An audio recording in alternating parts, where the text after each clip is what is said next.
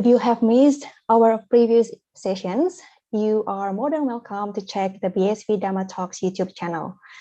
Ajahn Brahm had planned to come to Melbourne a few days ago to celebrate Vesak in person with us. But due to the Melbourne lockdown from the worsening COVID-19 situation, we had to adapt and change from in-person events to virtual events at very short notice. We apologize for all the inconvenience for all of these changes.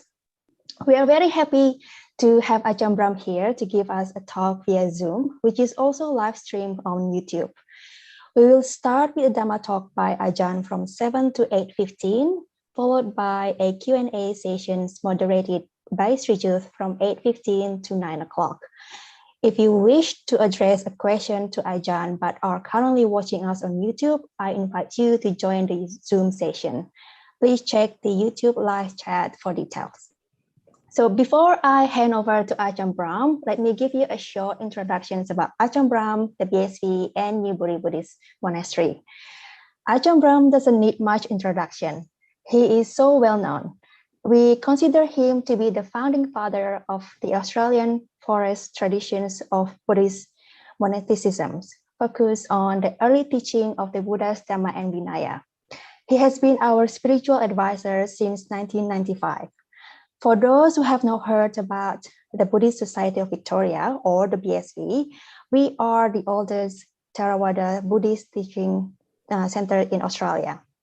Located in East Malvern, Victoria, the BSV offers a weekly teaching program, Dhamma School, the Teens Group, and the Citizens for Young Adults. In 2014, the BSV established a forest monastery for bhikkhus and bhikkhunis called the Newbury Buddhist Monastery, or the NBM. With the support from local and overseas supporters, we were able to complete the first stage of the building project in April 2020, which included monks' accommodation and the Sangha house. We are currently working on the constructions of the meditation center, phase 2 of the NBM building project. This is of great importance because of two main reasons. The first, it provides the opportunity for monastics and lay people to practice meditation in a forested setting. And the second, it enables the nuns to establish a boundary between the lay community and themselves. The new kitchen and dining hall will be used for the preparation and offering of lunch dana to the monastics, thus establishing for the nuns the feast and seclusion already available to the monks. If you wish to know more about the BSV or MBM, please visit our websites. Okay, so the title for this evening's Dhamma talk is Perception, My Reflections. I will now pass the virtual floor over to Ajahn Brahm for the talk. Thank you. Very good.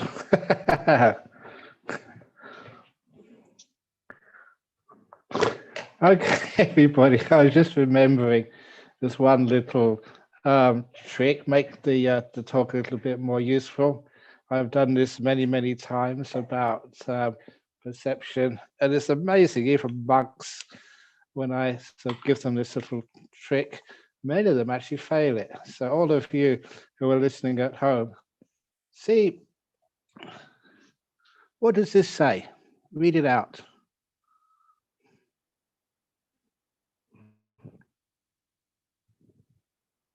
Okay. For those of you who see me do this before, you probably got it straight away.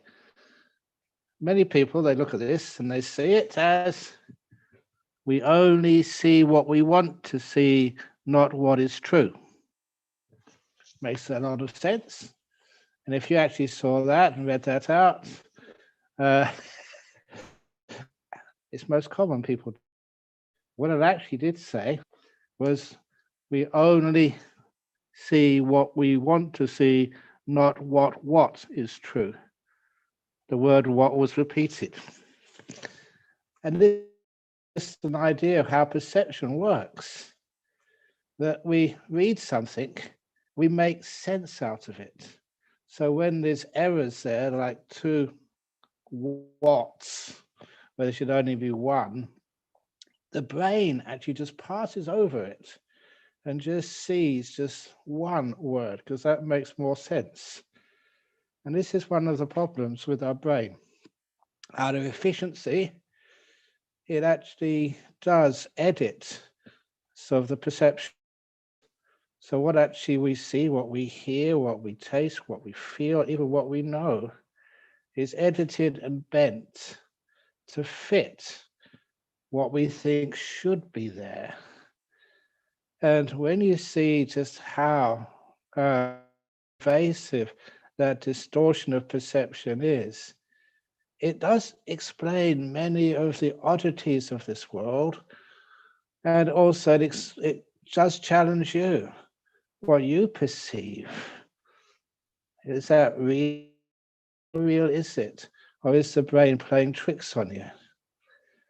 And of course, that explains why some people disagree with me. Why can't they be smart and see that I know what's right, and everybody doesn't know what's everyone who disagrees with me is wrong? And these are intelligent people.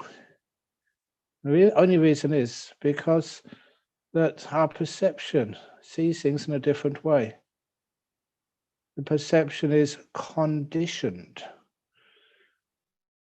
And that conditioning can bend perception. So what I see as white, someone else sees as black.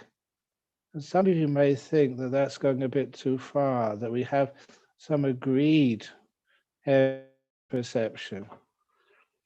But being a meditating monk, that there was a time, maybe actually early on in my monastic life, one of those interesting experiences which happened when my meditation was going very, very well, and getting some nice deep meditations. But this was over in Thailand, in a forest monastery over there. And as I was after a meditation, I was walking in the forest monastery, and this is an absolutely true story. I was walking past the bathing place, the well. In those days, we would bathe outside. We had wells, and it was in cold water we bathed. And as I was walking past the bathing area, I saw some monks had put the towels on the line to dry. And as I passed, one of the towels which I saw hanging on the line in the bright sunshine of the mid-afternoon was a black towel. It was jet black, like coal. And I stopped because never in my whole life have I seen a black towel. After lockdown, if you go into places like Coles or any other sort of, maybe Coles is not the right name for the shop because it's a black. But anyway, if you ask for a black colored towel, you won't get one. All towels are bright colored or white or cream or blue or something. But to get one which is jet black is impossible. Never before have I seen a towel like that, black in color. No, all the truth, it was 100% black. And so I stopped. I thought, what's going on? When you see things which you don't expect, when you see things which are strange and weird, of course you stop and investigate it. And I was just standing there staring at it for about 3 or 4 minutes. It wasn't just a flash. It was there and stayed there. And I wasn't drunk or on drugs. I was perfectly alert, very alert. And there's an echo behind, like two persons talking. So hopefully someone can fix that up. I'm the only person in this room. So I'll try to speak more slowly. Maybe that might help. But anyway, when I was seeing that black towel for about 5 or 6 minutes, I couldn't work out why there was a black towel there.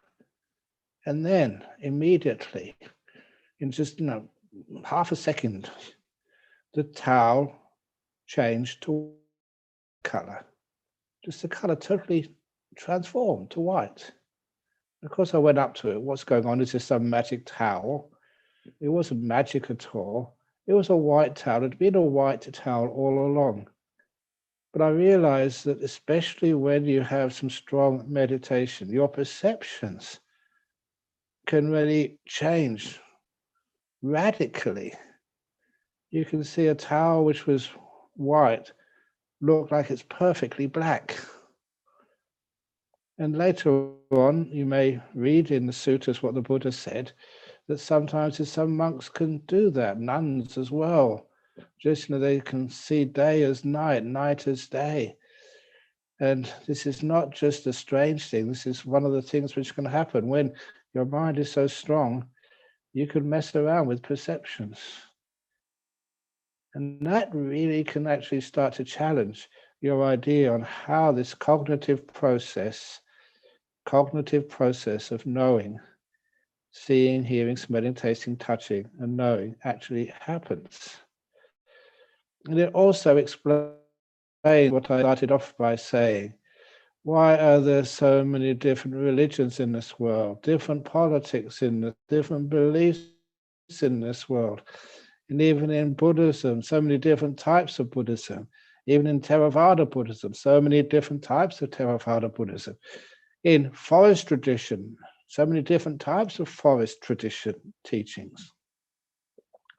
Who's right and who's wrong? And the point is that all of those teachings are pointing to something. The signs may be pointing in a different direction because they're coming from different places. So if, depending on where you're standing, if somebody points to the BSV from Sydney, they say BSV is south. If someone points to the Buddhist Society of Victoria from Perth, it's to the west. Sorry, that's wrong. I'm confused again. It's to the east. Who's right? And a lot of times, one's perceptions, the way one looks at things, you have to take account of where you're looking from. But then they should all be pointing, hopefully, roughly, the right direction. Now, the point is here, the way that the human being works is that we are conditioned, let's call it a more interesting word, brainwashed, into seeing things in a certain way because of our cultures, our religions, our gender, our upbringing. Each being sees things in a different way because it's their views which have been established for a long, long time. And sometimes we don't realize just how powerful those conditionings are, that brainwashing is. And you can see that happening, how your perceptions are molded. They're not yours. They're molded by our culture. I remember the occasion, and it's an old story I've told many times, when I was a student at Cambridge, and I was saw on a TV a very stupid advertisement. It was a very simple advertisement, and really looking back, I should have been way more intelligent and saw through this straight away. But boys are stupid sometimes. So the advertisement on TV was for a tobacco called St. Bruno tobacco. Now, these were the days we didn't know that tobacco was bad for your health. Fortunately, I never smoked cigarettes, but I was at Cambridge.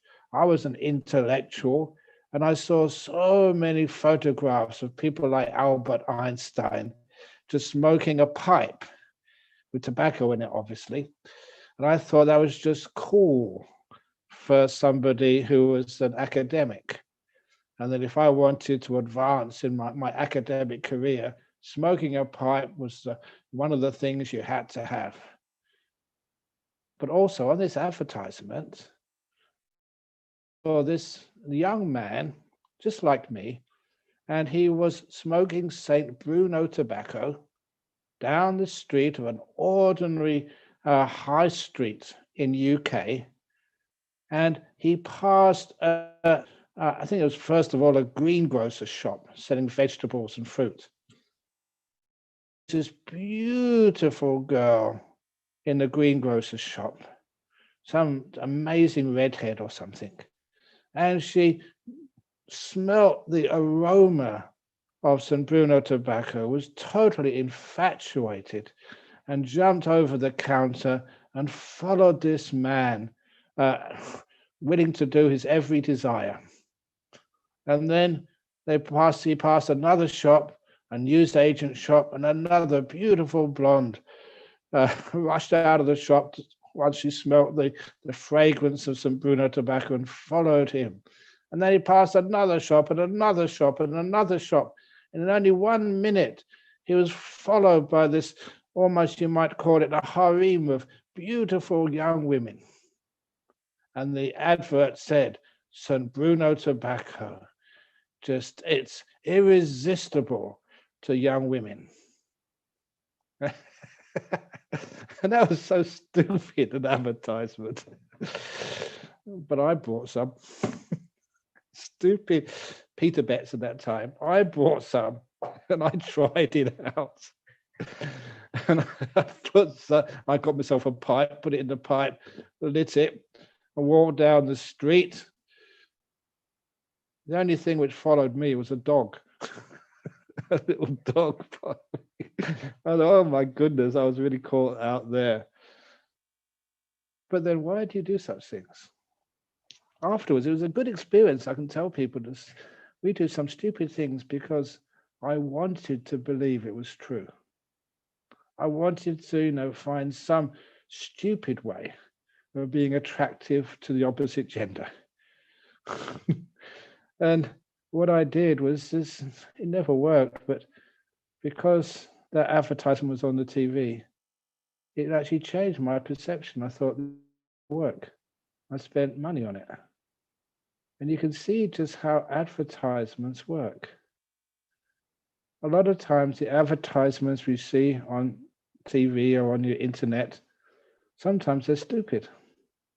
They're repeated repeatedly again and again, and soon that goes into the brain and change the way you see things, change the way you perceive things. It becomes cool. And so you buy stuff.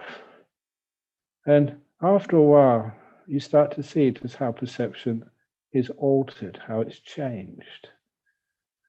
Now, it's scary because you can see so much of just how people, corporations, political parties, how religions, how the BSV influence you. But with someone like the BSV, they're just very benign and very good. They're influencing you in a good way. And I'm influencing you to check this out and see how things happen, how your perceptions often cannot be trusted. Especially when you get to deep insights and deep truths. What can you see and what can you trust and what don't you trust? And the classic story behind this, I mentioned this gentleman to you, I think yesterday. This was one of the friends I grew up with, fellow student at Cambridge University. You can check him out if you like on the internet, Professor Bernard, I think it's J. Carr, Bernard, middle name J. I don't know actually what it stands for, but anyway, the surname Carr, Carr. And he's Emeritus Professor Theoretical Physics, Queen Mary College, London University. And he was also a very close associate of Stephen Hawking's. And also he was a president of the the Society for Psychic Research, ghost hunting and weird stuff. He's also a Buddhist. I mentioned the first Buddhist I ever met.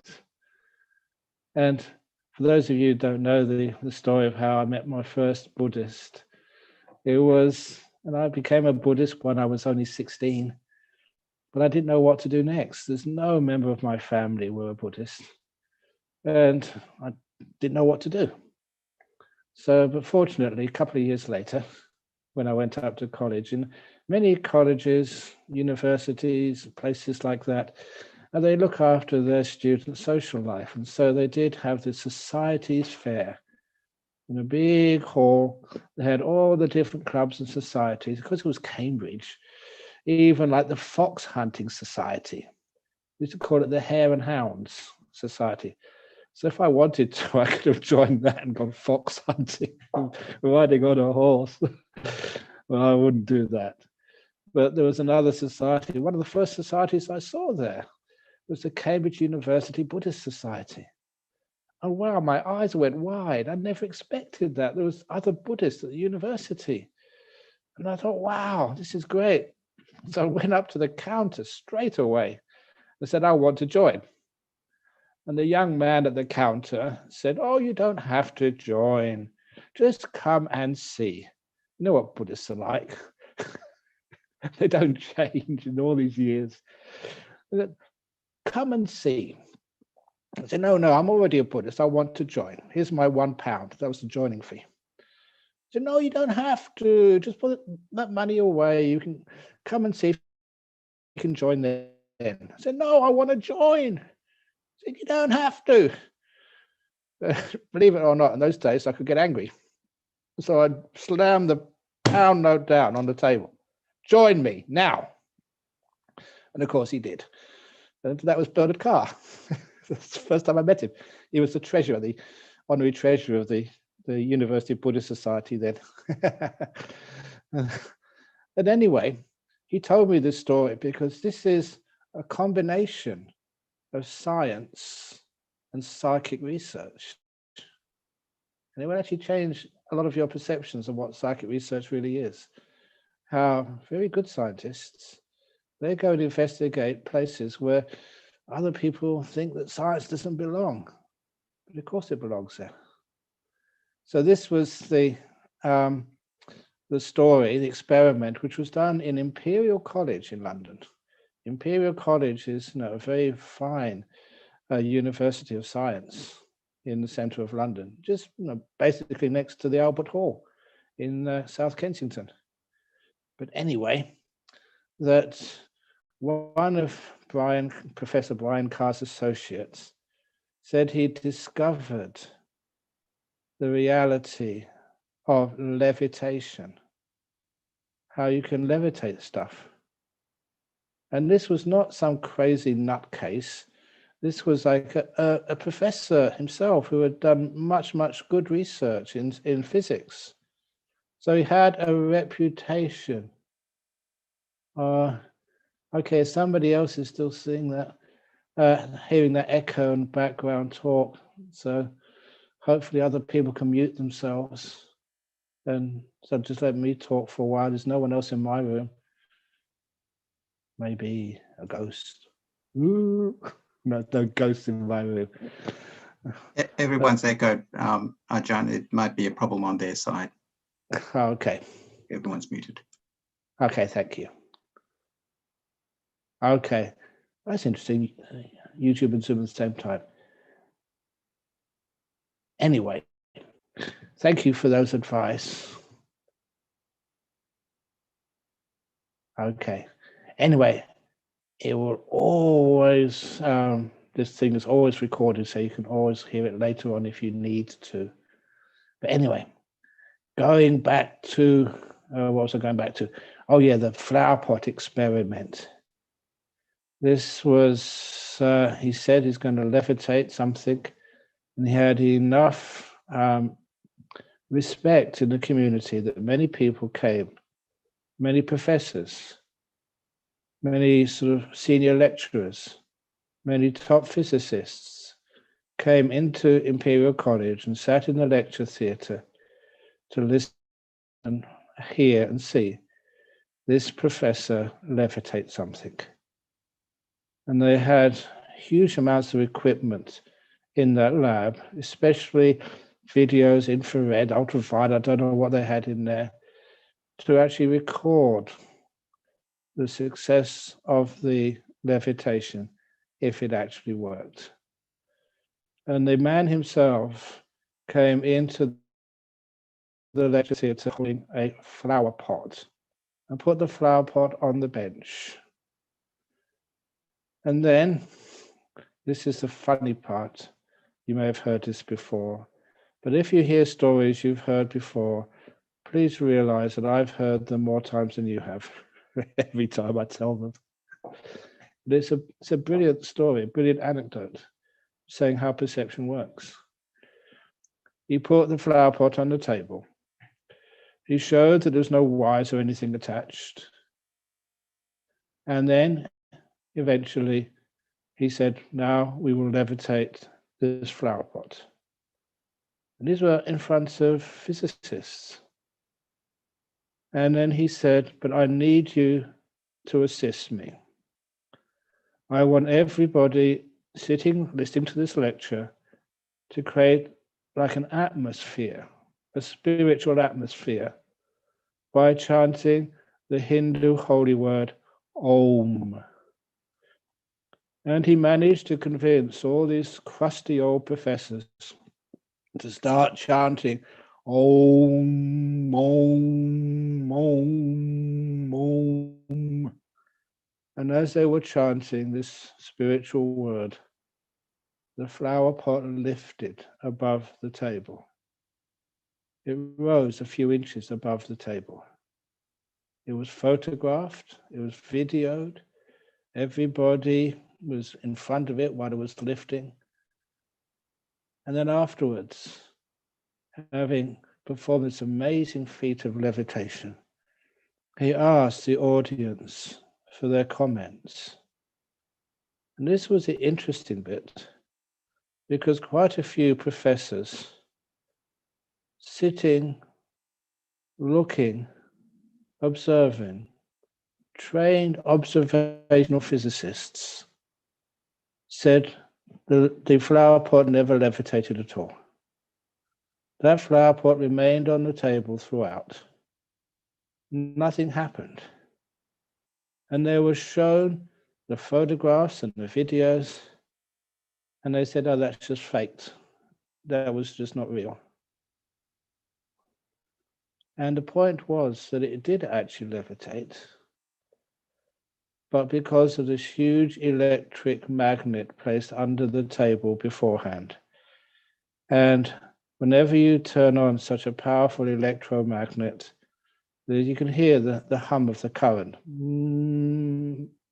They needed the Om being chanted to hide the fact an electric current, a strong one, was turned on. Otherwise, people would soon know what the trick was. The point was that it did rise into the air, but not through any supernatural powers. It was all usual, just electromagnetism.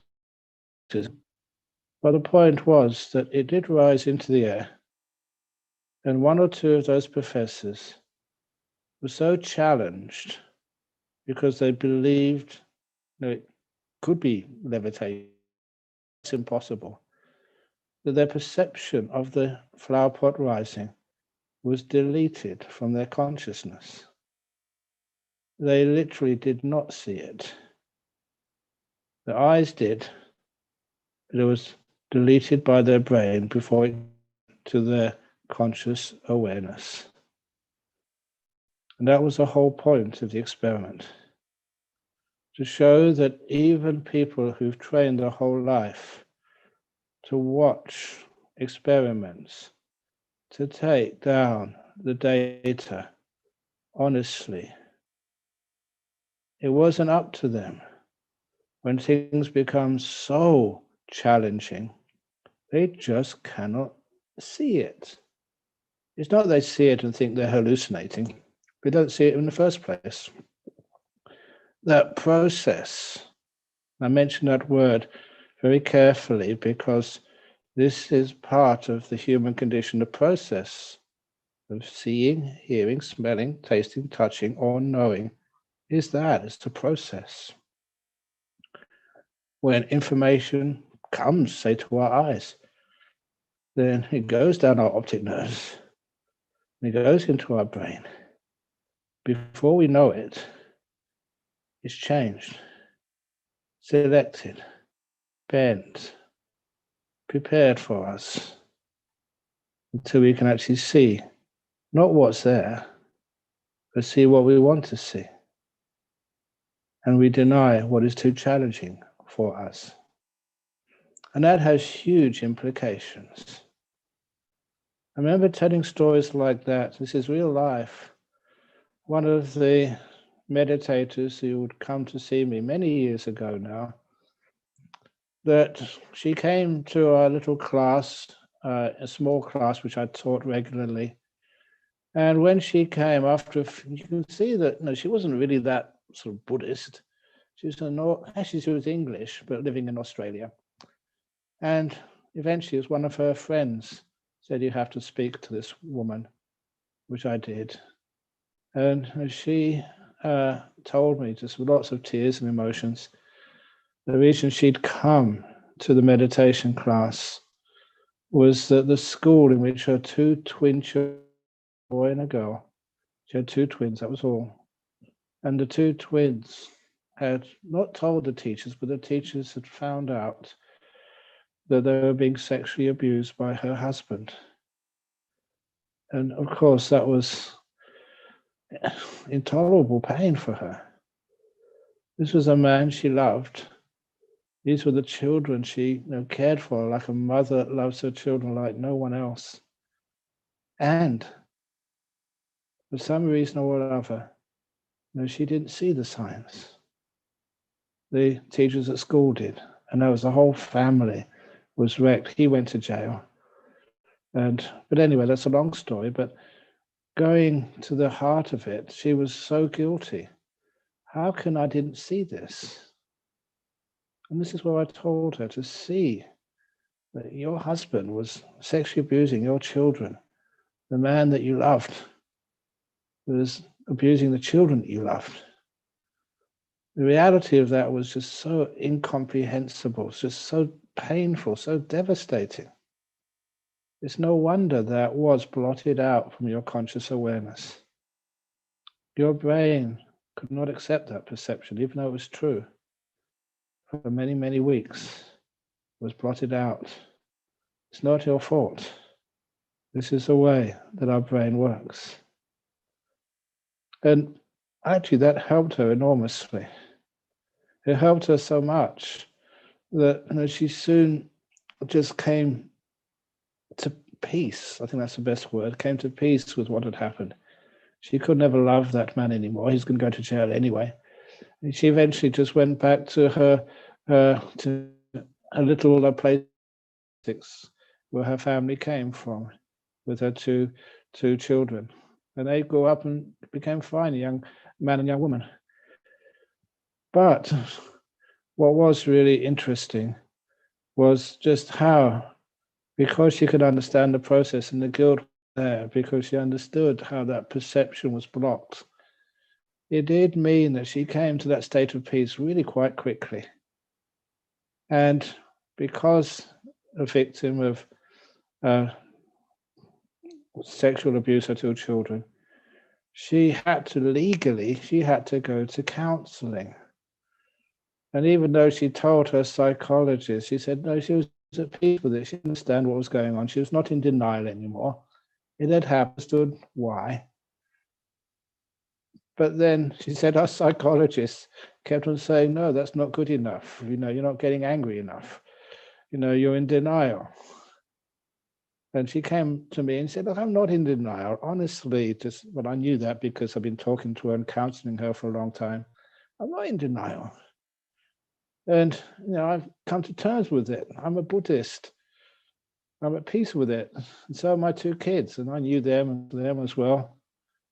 And so in the end, I had to write this letter to the psychologist and just saying to the psychologist that this lady she's acknowledged exactly what has happened. She's come to a state of acceptance very quickly, and so has her kids.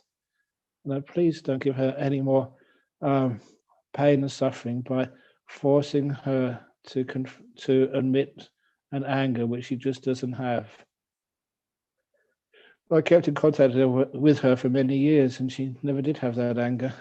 She'd come to a reconciliation very quickly, which surprised the psychologist. to the point that even the psychologist was in denial that was possible and wanted her to come back. But the letter from me was strong enough, so she let the woman be. And you can see just how these aren't just philosophical or psychological truths. This is real life, and it happens to people. And if we can understand how our perceptions arise and how they can be bent and how it's sometimes not our fault, then we can actually come to a lot of peace with what happens to us in our life. Because just as in that flower pot experiment, if something we see is just, it can't happen, it's impossible, it wouldn't happen, then because of that, you block it out. Now, I always like to be a bit weird, but if an alien from Mars landed in Melbourne, with tentacles and antennae and everything, I don't know. If a real ET landed in Melbourne, people would think it's a joke. They think it's some sort of government ploy to raise taxes against aliens.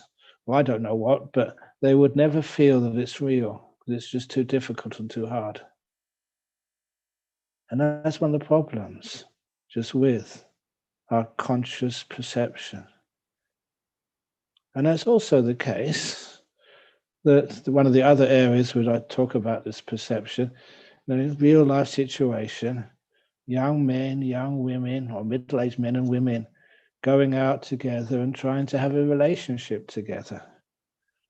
And, when you sort of, young man, young woman, you try and find somebody, who do you look for?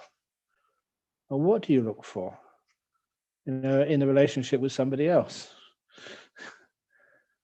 We have our perceptions.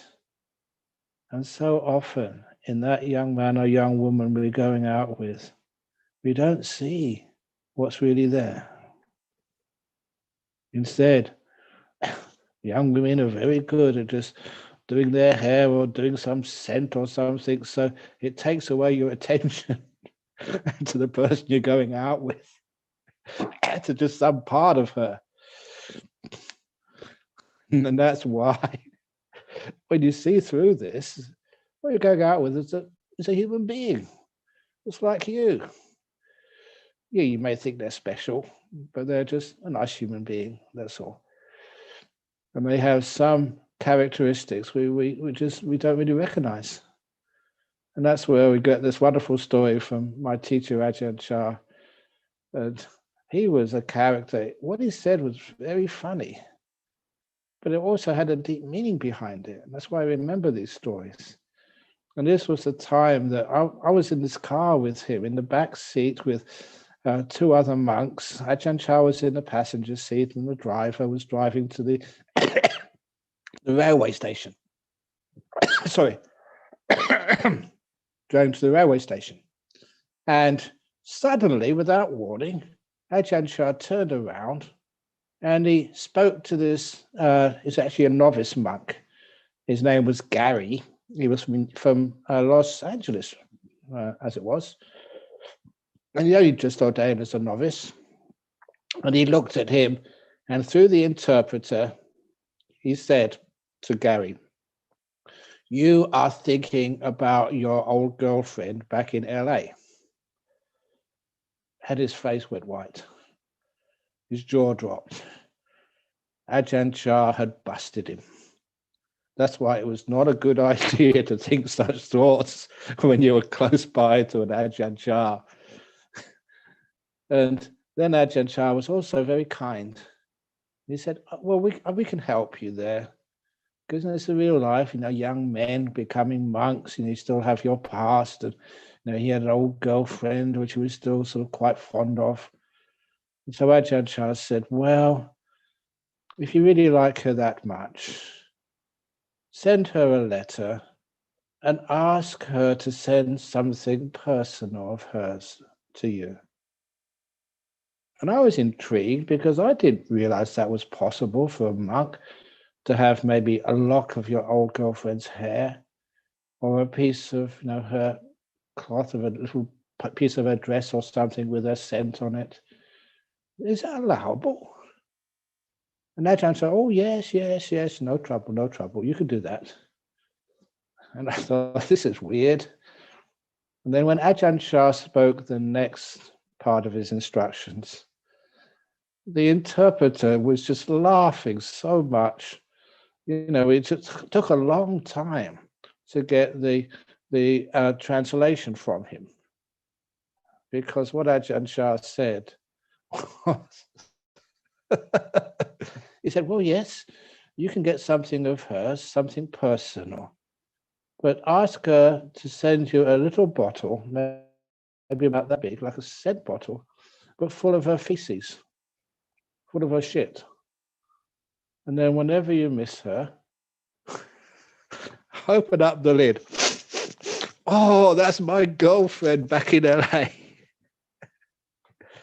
And that's not sort of sexist, because now we have nuns. And if there are any nuns listening to this, or anybody wanted to become a nun, and you still have a boyfriend somewhere or an ex-husband or something, and you miss him, just ask for a bottle of his shit as well. And then when you miss him, oh, that's my husband, that's my boyfriend back in. There's a lot of truth in that little anecdote. Why is it when you remember someone you're very fond of, what do you remember of them? It's only a partial perception of them. Sometimes we say I remember, having girlfriends when I was young, oh, I love everything about you, my darling. Really? Of course you don't love everything about them. There's some things you don't love at all about them. So that's the honesty of it.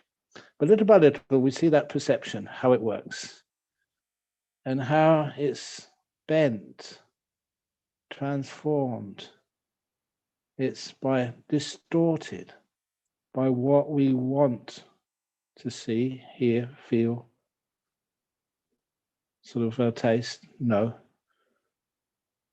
I'm sorry, feel and know. It's distorted by what we want. And it's blocked by what we don't want.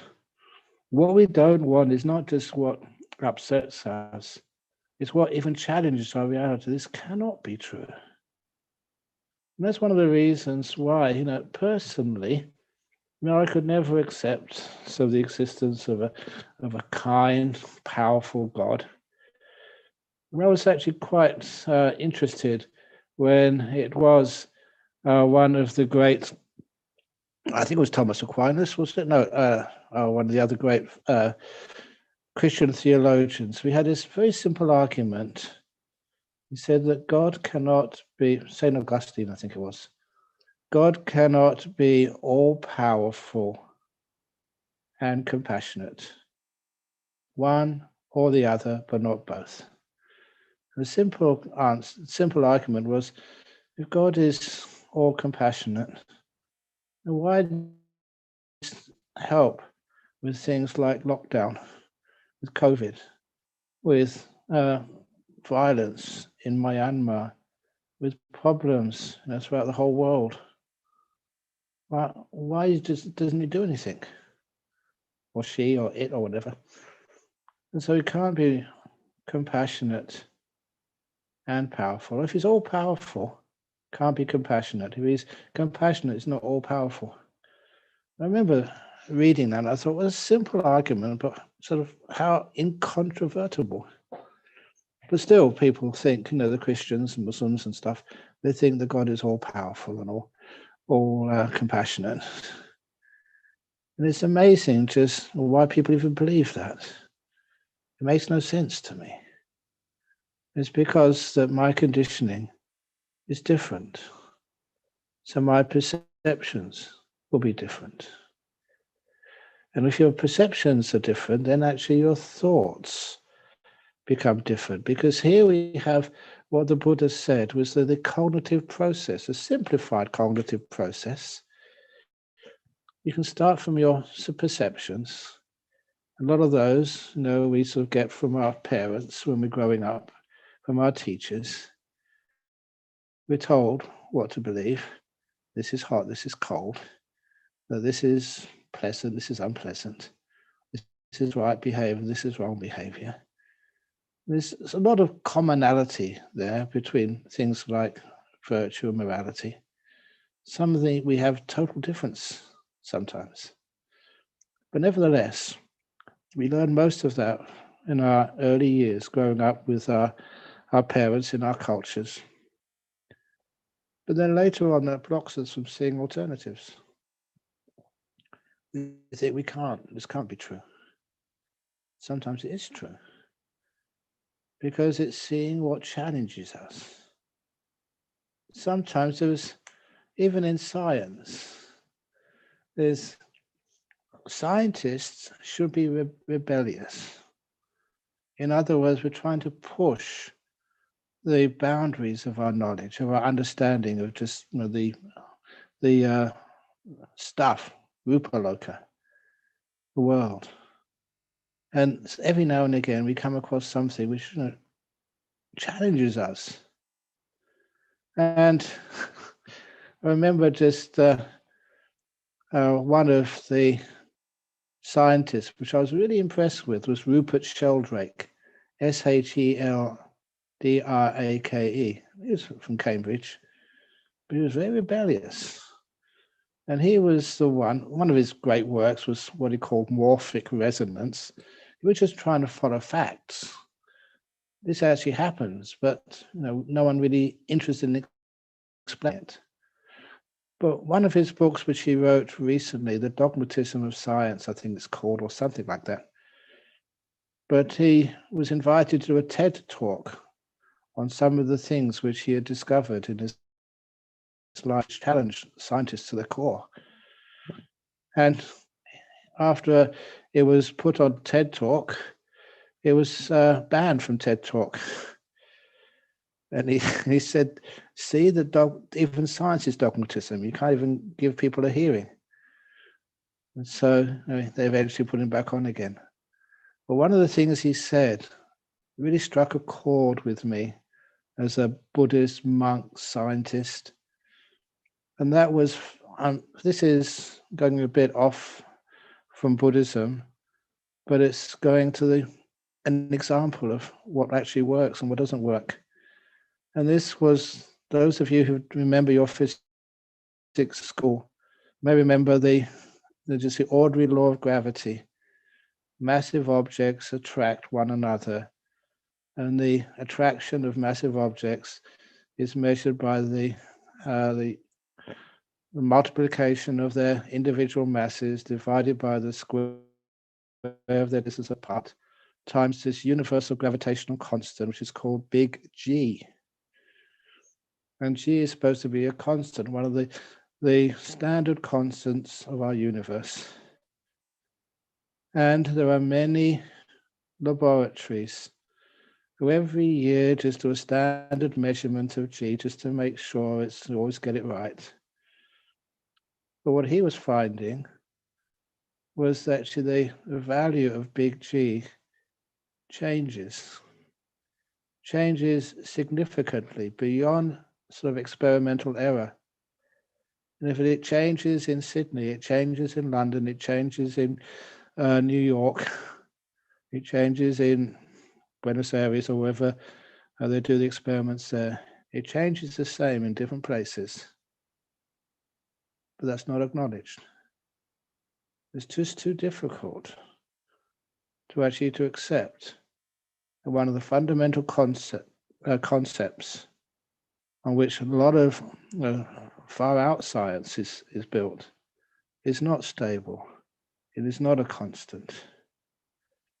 But unfortunately, it's such a difficult thing to accept that many people just put it in the back burner, say it can't exist.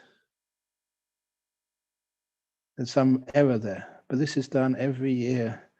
It does change. Why? So this is where even scientists are in denial. It's just too difficult to accept these things. So it's called an anomaly. And this is one of my other sort of wonderful little pieces of information of Professor John Lorber, Lorber. It's a long time ago. This was in the 1980s in Sheffield University in UK. He was doing some research on a really weird subject. No one would have thought it was interesting at all, on the shape of the human skull. Now, many of you in your work, in your life, you've seen people whose skull shape is either elongated or rounder than usual, and it was not really the usual shape of a skull.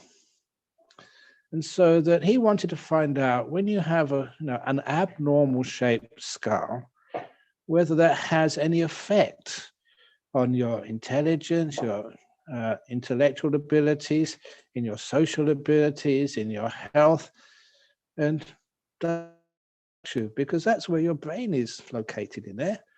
So, if it's the wrong shape, a strange shaped skull, is that going to affect your brain, which is going to affect your intelligence, which is going to affect your life? So that was his research, Professor John Lorber. And in the grounds, the campus of Sheffield University in 1981, I think it was, a long time ago now. But anyway, he saw one student whose skull was elongated, unusually so. So he invited him into the program, which was very simple. They gave him a CT scan, of his brain and his skull surrounding it, and gave him a few tests. And he was a graduate student in mathematics. He was doing I don't know if an MA or a PhD, but he'd done his first degree in maths. He had a girlfriend, healthy-looking man, and he was normal, but as I often say, more normal than usual. In other words, he's really normal. And when they gave him the CT scan, that's when the problem started. He didn't have a brain. No brain in there. Intracerebral fluid, or whatever you call it. And Professor Lorber wrote this beautiful article, The Boy with No Brain. And he said, to be a good scientist, he did have 1% cortex. That was all. Nothing else. Just like a little sheath of skin just between this intracerebral fluid and the skull. Nothing else. He said, that's impossible. So they took the CT scan again. And I always remember this doctor, which he was driving me from Sydney Airport to a retreat in Wat Buddha Dhamma many years ago, and having all the time in the world to have a good chat about this. And he said he's seen that, the CT scan, it's real. It wasn't a fake. It wasn't a mistake. It was real. And I said, well, what happened next then? Because this challenges so much neuroscience. He said, well, they just put it literally in the back of a file in a filing cabinet and forgot about it, calling it an anomaly. It's just unexplainable. It's too challenging. But for me, when things are challenging like that, if you just don't accept them, if you don't include them in your idea of reality, you are just distorting your perception of what's really real. And this particular example was very important to me because it distorted the perception. There was a fellow with basically no brain, but had all the functions of intelligence, all the functions of being able to communicate with other people, had empathy. No brain. Where did that come from? And of course, then you go to Buddhist psychology. The mind. The mind before the brain. When the brain dies at death, the mind is still there. And that is a supporting phenomena, which is, I mentioned this a few days ago, just in passing for the BS3 talks, and that was something called terminal lucidity. And I knew this phenomena before I knew its name. And this is the experience, the phenomena when somebody is dying. They're on their deathbed, they're in coma, or they're demented. They haven't been able to recognize anybody for a long time. They haven't been able to speak because they're in the coma. And their family around them, or one family member's around them, or someone's around them when they're dying. And they have this experience of terminal lucidity. They remember you. They open their eyes and speak, even though they've been in coma for such a long time. And then they die. Just one example to make you realize this is real. I'm not imagining these things. There's one of the students, when I mentioned this in Nolamara Temple, it's in Perth, one of the students came up afterwards and said he was a doctor. And he said just a couple of days earlier, he had an experience of terminal lucidity in one of his patients. Because what had happened, he was the doctor, and the patient started the dying process. It was, the guy had been in coma for a while, the patient, and the process of dying, it is a process, and a doctor are well trained to know when that process starts, and just know that once it starts, it's a certain amount of time, then it's going to be concluded. Death will happen. And so once he was alerted, this patient was in the dying process, he went to the bedside, and he had the instructions beforehand to look at the little address book next to the patient's bed, and with the address book of the close family and friends. And one by one, he started calling them up, saying, you better come now. Your husband is dying, or your son is dying, or your father is dying. And he was ringing up this man's daughter, which I think was called Julie. I've mentioned this story many times, so I think I got it right, Julie. And got through to Julie at home and said, Julie, you better come to hospital quick. Your father's dying. And at that, the patient opened his eyes, turned around, and told the doctor, tell Julie how much I love her. And then he closed his eyes and died. And it's the doctor, it's a beautiful experience that somehow or other, even though the brain was not functioning at this time, because it was dead basically, but the mind took over and just remembered Julie and had enough energy or enough ability to be able to move the mouth, say the words, please tell Julie how much I love her, my daughter. And how on earth can that happen? It's because the mind starts to take over. And those are like little perceptions which they really start to give a lot of truth, a lot of evidence towards things like rebirth, reincarnation. And that's a part of Buddhism which I accepted as just so obvious when I was young. Even before I was a Buddhist, I thought, well, that makes so much sense to me. And I know it's true. And I know how much a great service that would be to everybody if they could understand that rebirth, reincarnation was true, it's real. So what that would mean is that we wouldn't be so upset when somebody dies.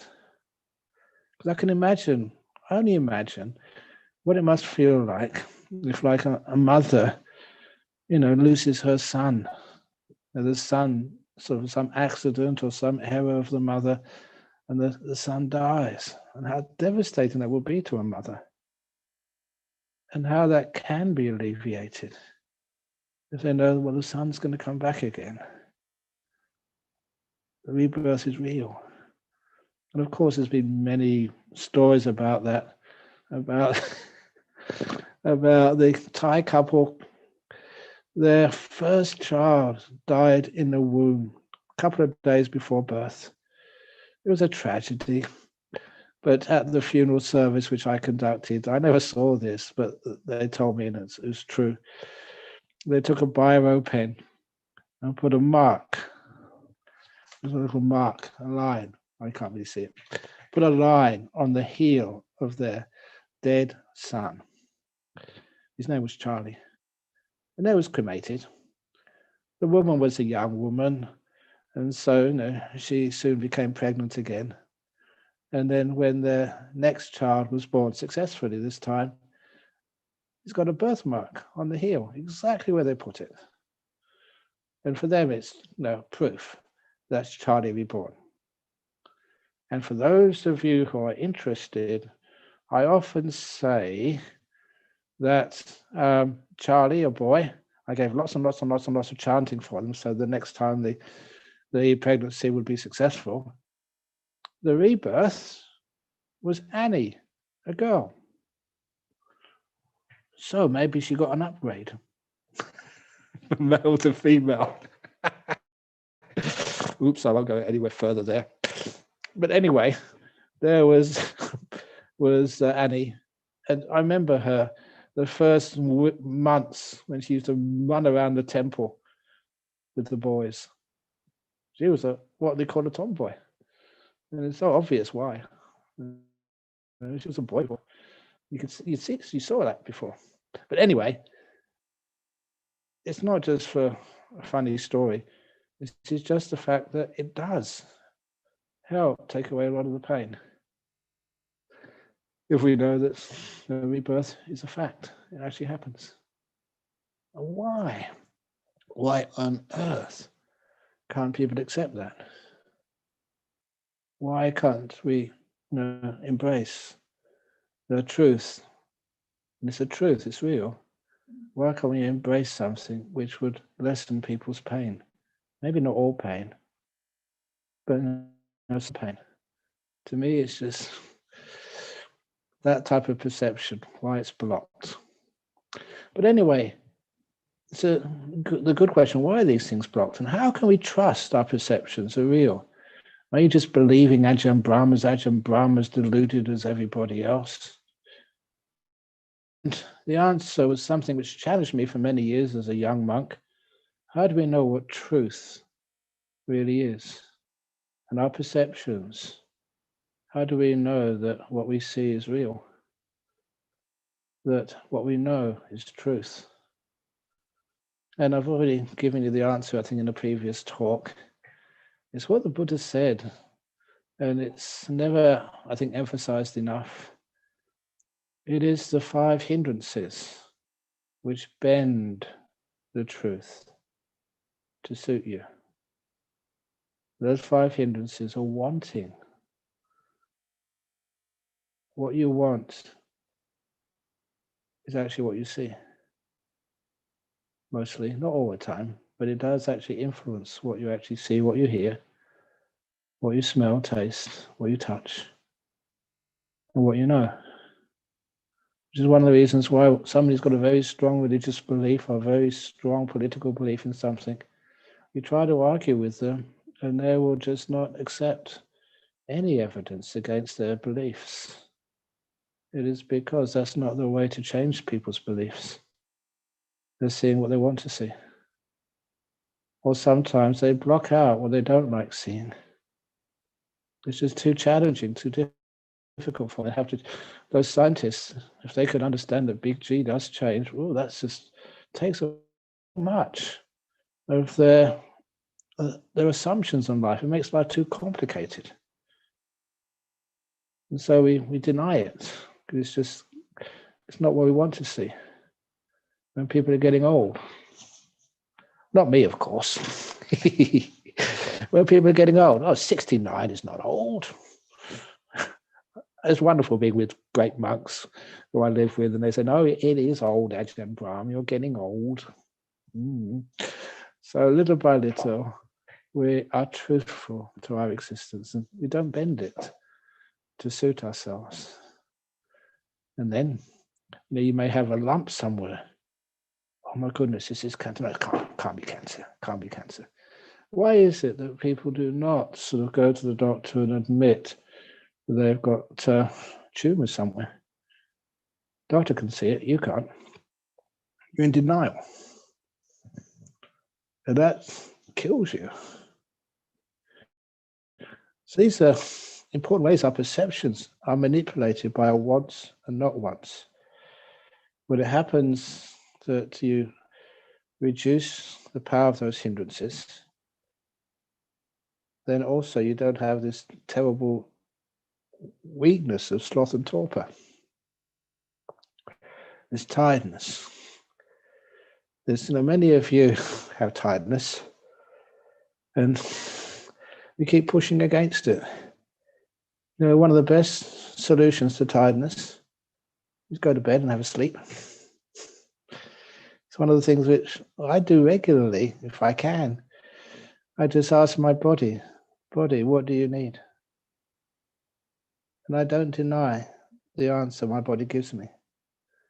And it has happened. It doesn't happen every day or every week, but a few times I've sat there and something was wrong. I don't know what. And I asked my body, what do you want? What do you need?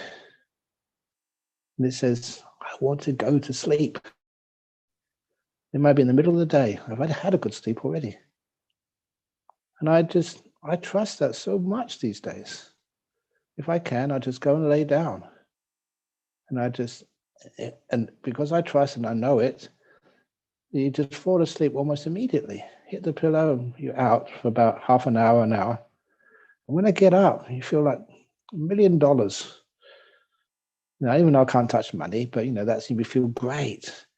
You feel that somehow or other your body needed to take a rest, and you listened to it and you did take that rest, and it feels so great afterwards. That's why I trust it. That's why one of the reasons why I get very healthy. So little by little, you actually understand the body. You're not sloth and torpor, you're not restlessness. And also you overcome this doubt business. The doubt because you feel that this is going in the correct direction. You feel your life is becoming more peaceful, more healthy, more joyful. The Dhamma is growing. These 5 hindrances are what distort perception.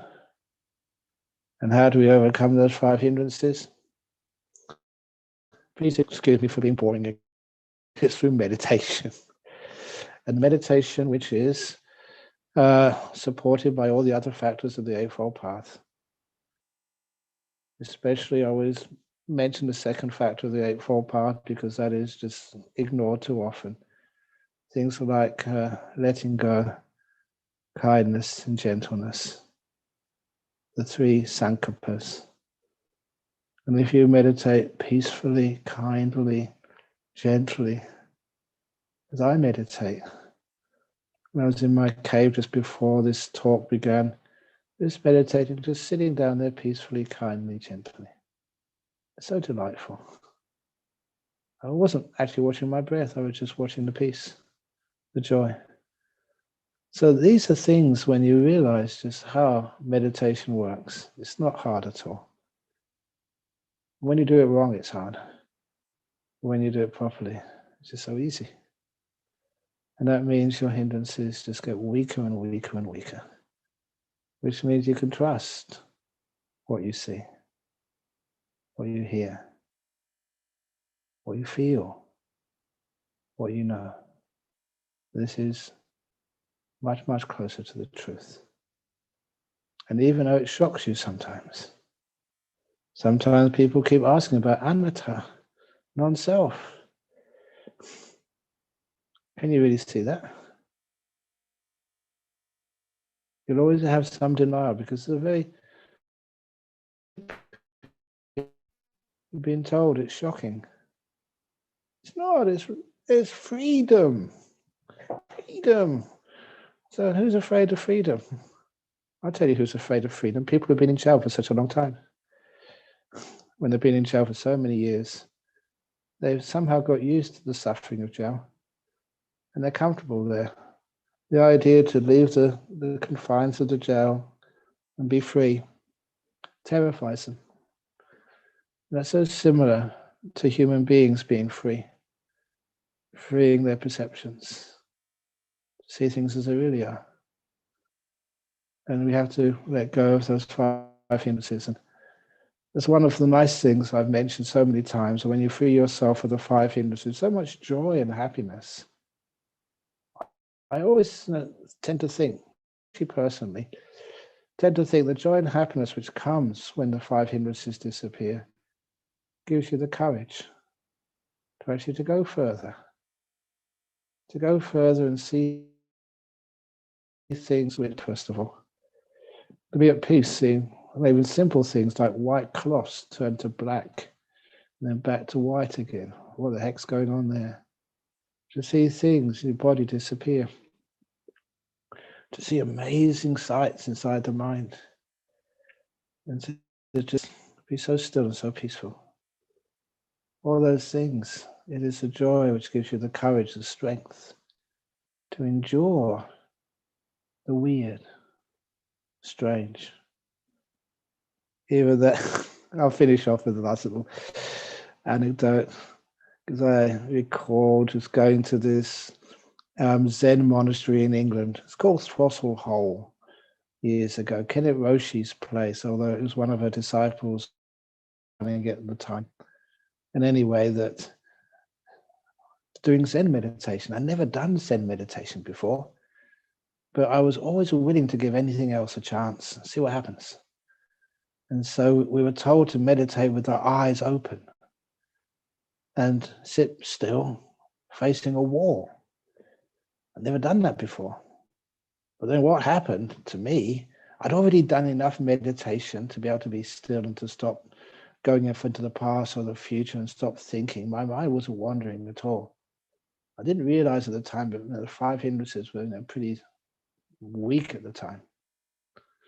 And so I was just watching this white wall, my eyes open, and then the wall disappeared. It vanished. My eyes were open. There was just no wall there anymore. There was nothing there. And a lot of times people would freak out. But for me, I had enough happiness and strength just to allow that perception to be. What was it? Your eyes were open and now there's no wall. And after a while, it was just so obvious. I had enough science background that when things don't move, they vanish. The simile today is on your computer. If you don't press any button, the screensaver comes on and then it just goes blank. And that's basically how your brain works. It needs activity to turn it on. If it's still, perfectly still, it vanishes. And you do that all the time. I realize every time I close my eyes, I'm seeing the back of my eyes. And after a few seconds, it just vanishes. The eyes turn off. And it's an important point that stillness allows things to vanish. So imagine just for the arahat at the end of their life, they're so still, everything vanishes. The mind is still. Therefore, the mind vanishes. That's the end of this talk. Okay, not bad. 14. Okay, so now we can have the interrogation, the questions and answers, if you want.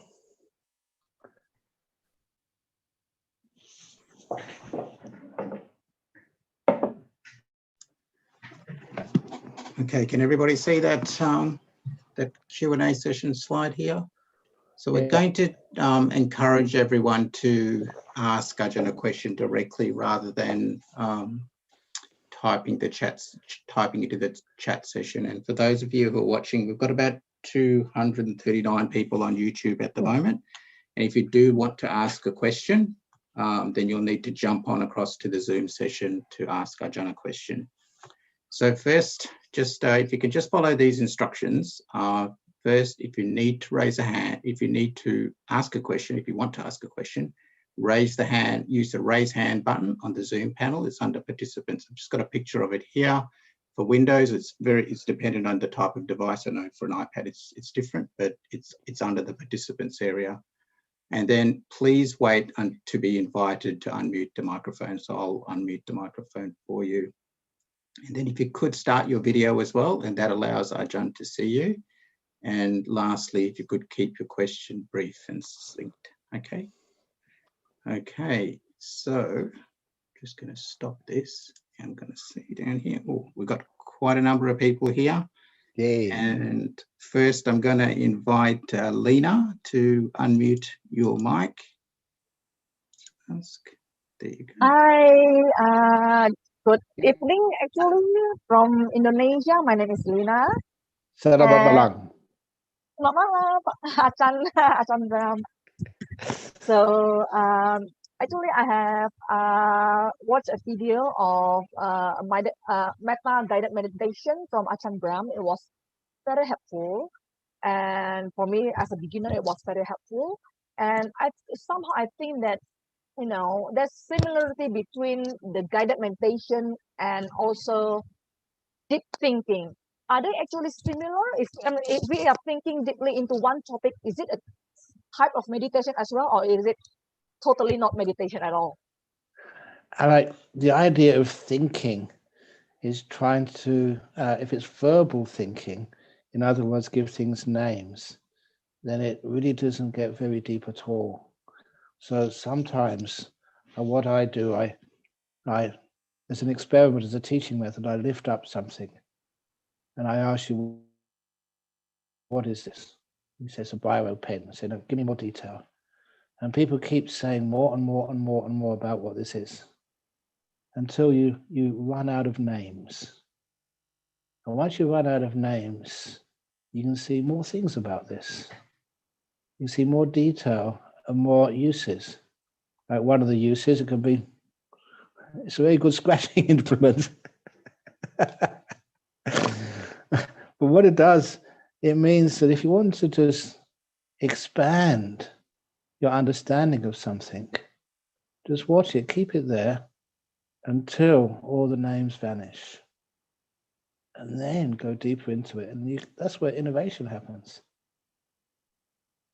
Beyond names, new ideas.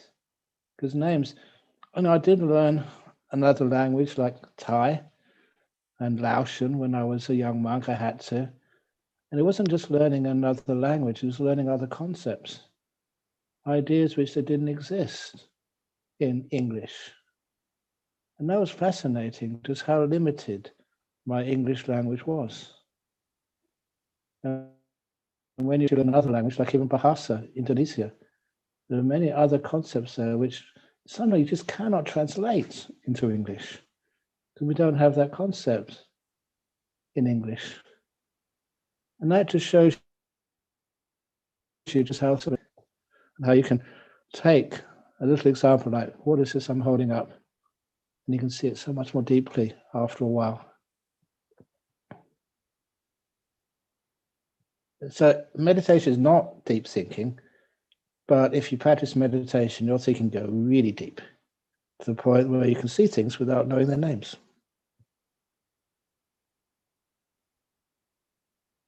And even to the point, I mentioned science already. What was his name? Brian Josephson.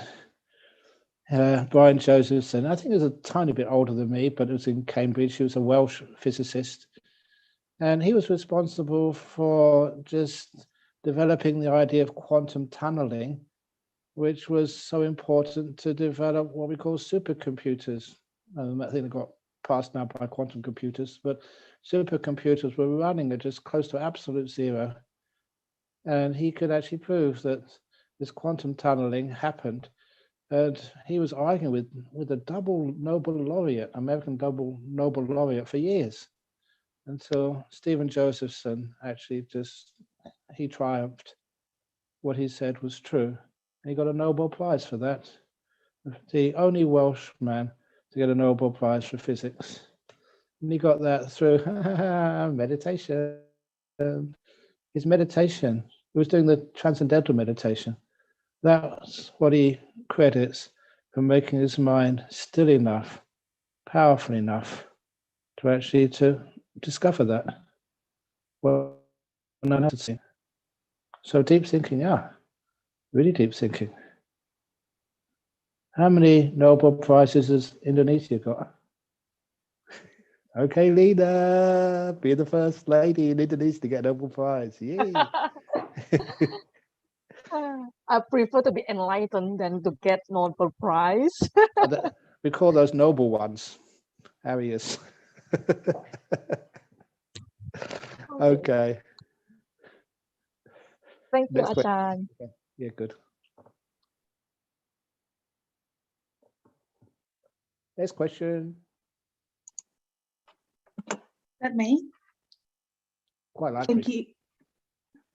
Thank you, Ajahn, for your talk tonight about perception. And I'm going to ask you a question that you don't have a lot of personal experience with, but I still would very much value your input.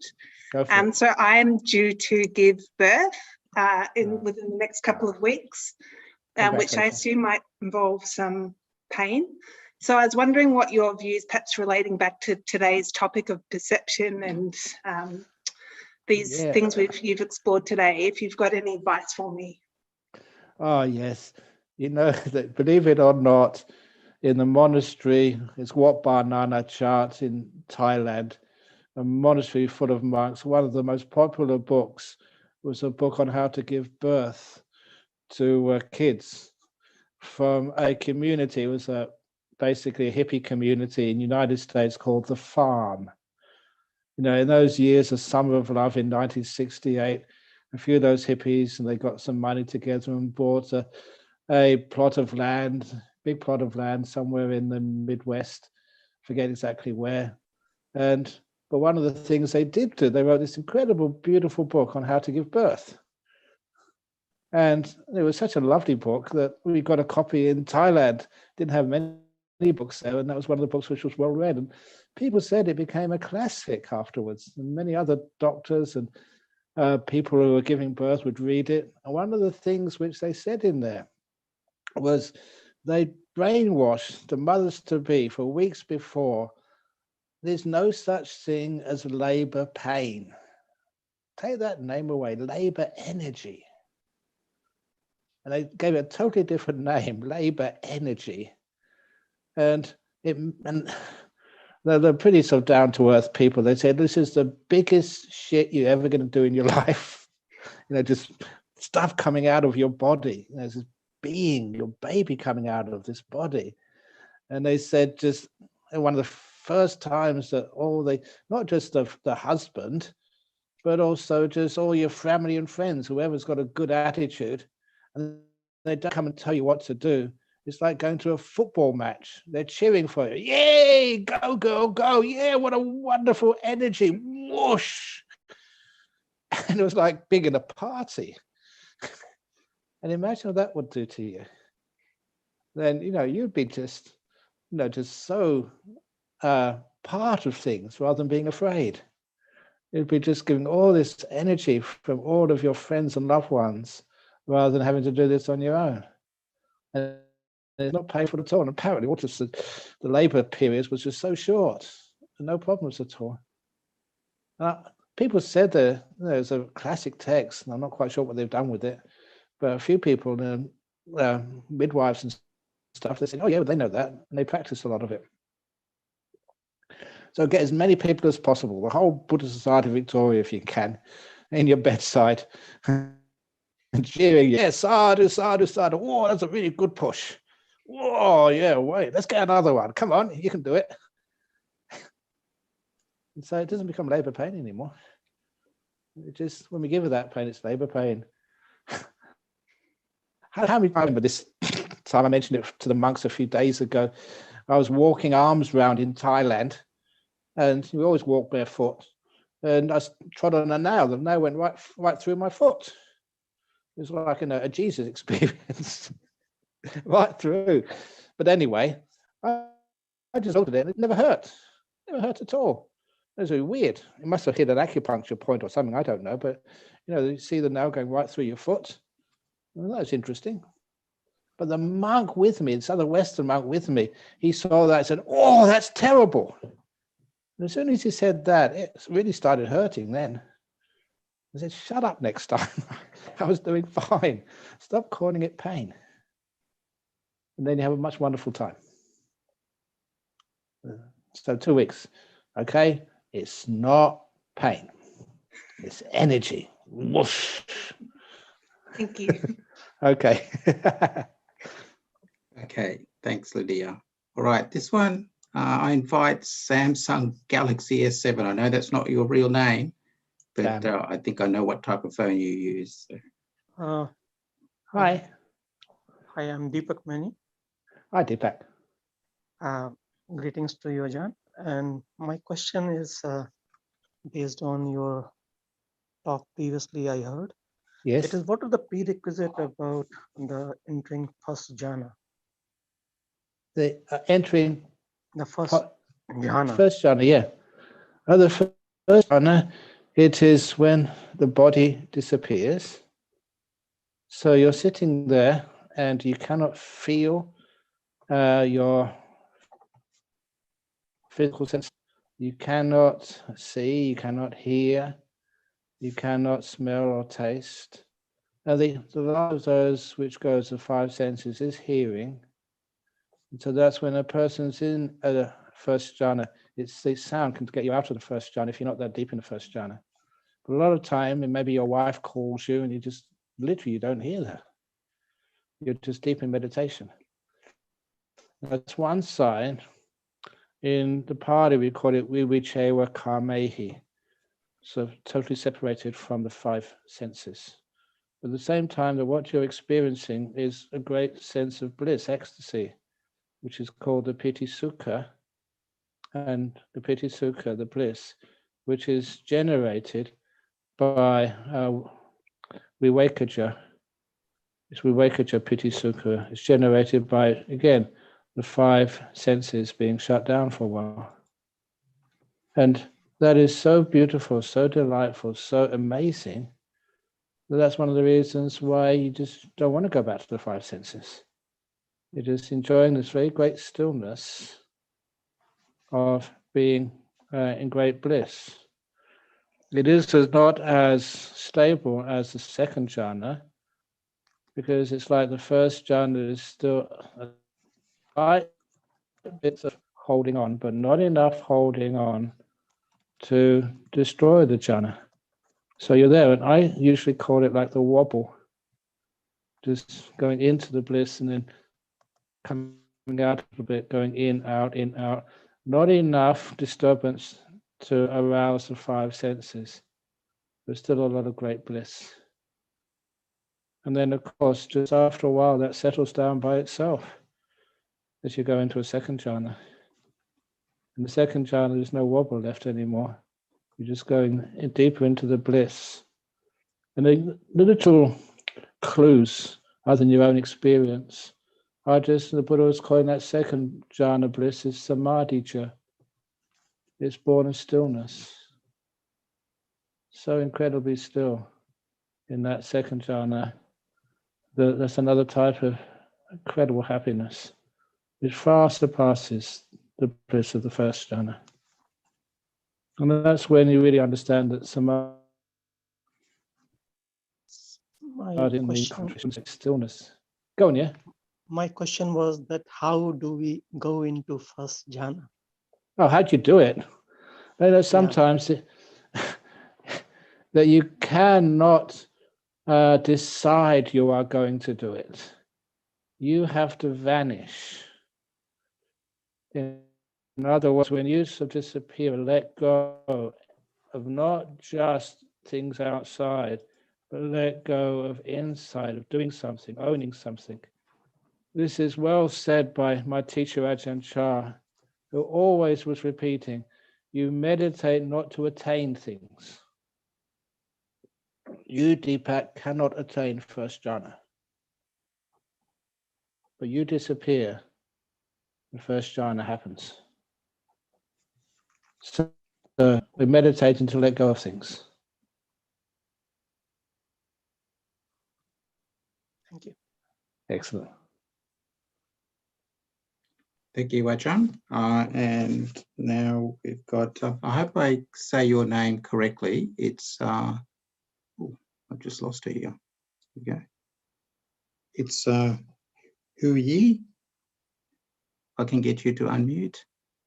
There we go.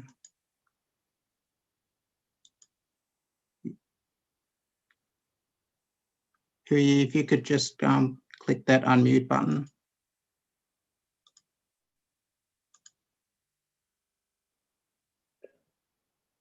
Okay, we might have to move to somebody else because she's not unmuting herself.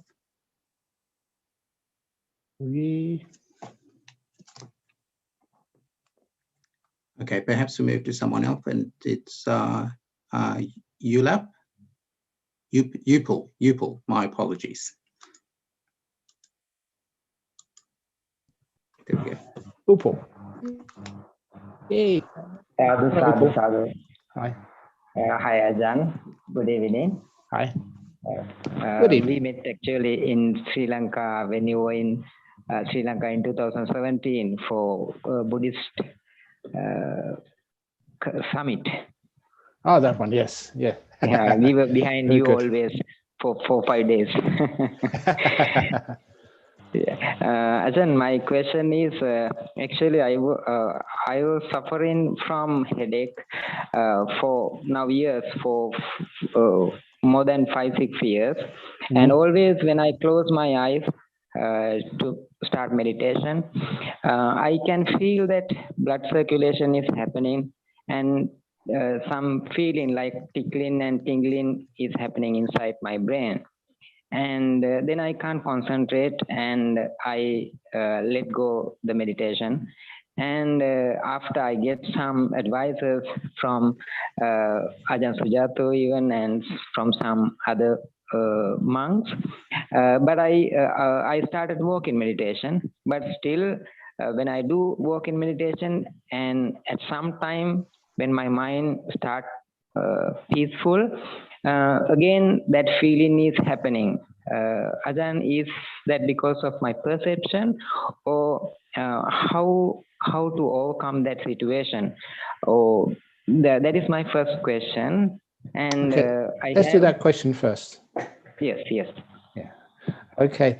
It's one of the things you know, which was of course of this is, remember, meditation is not about concentration.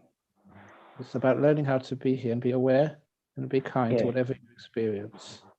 It's what I used to call kindfulness. So when you get to a reasonably calm, peaceful state, and you feel that tingling over in your brain or in the side of your head, please don't try to get rid of it. We don't try and cure things, we care for things. In other words, just focus in on it, zoom in on it, and just really care for it. You say, well, what is actually caring? You will find a little bit of trial and error. Just know what is caring for it, leaving it alone, just allowing it to be. Just like a mother loves her only child. It doesn't matter if the child is screaming and wetting the bed and just having to keep changing nappies.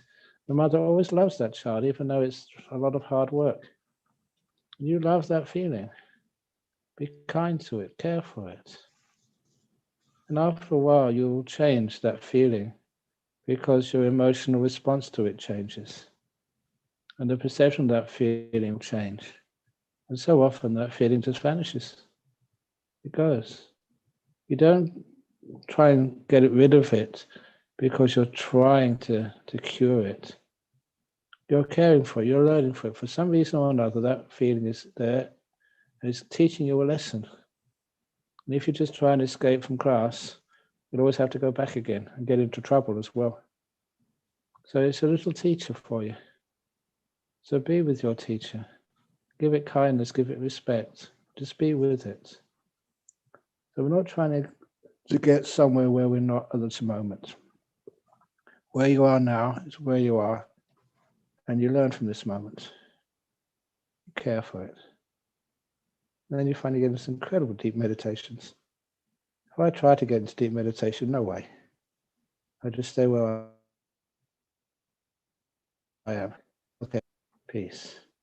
And outside things disappear. You go deeper and deeper inside. Do you understand that?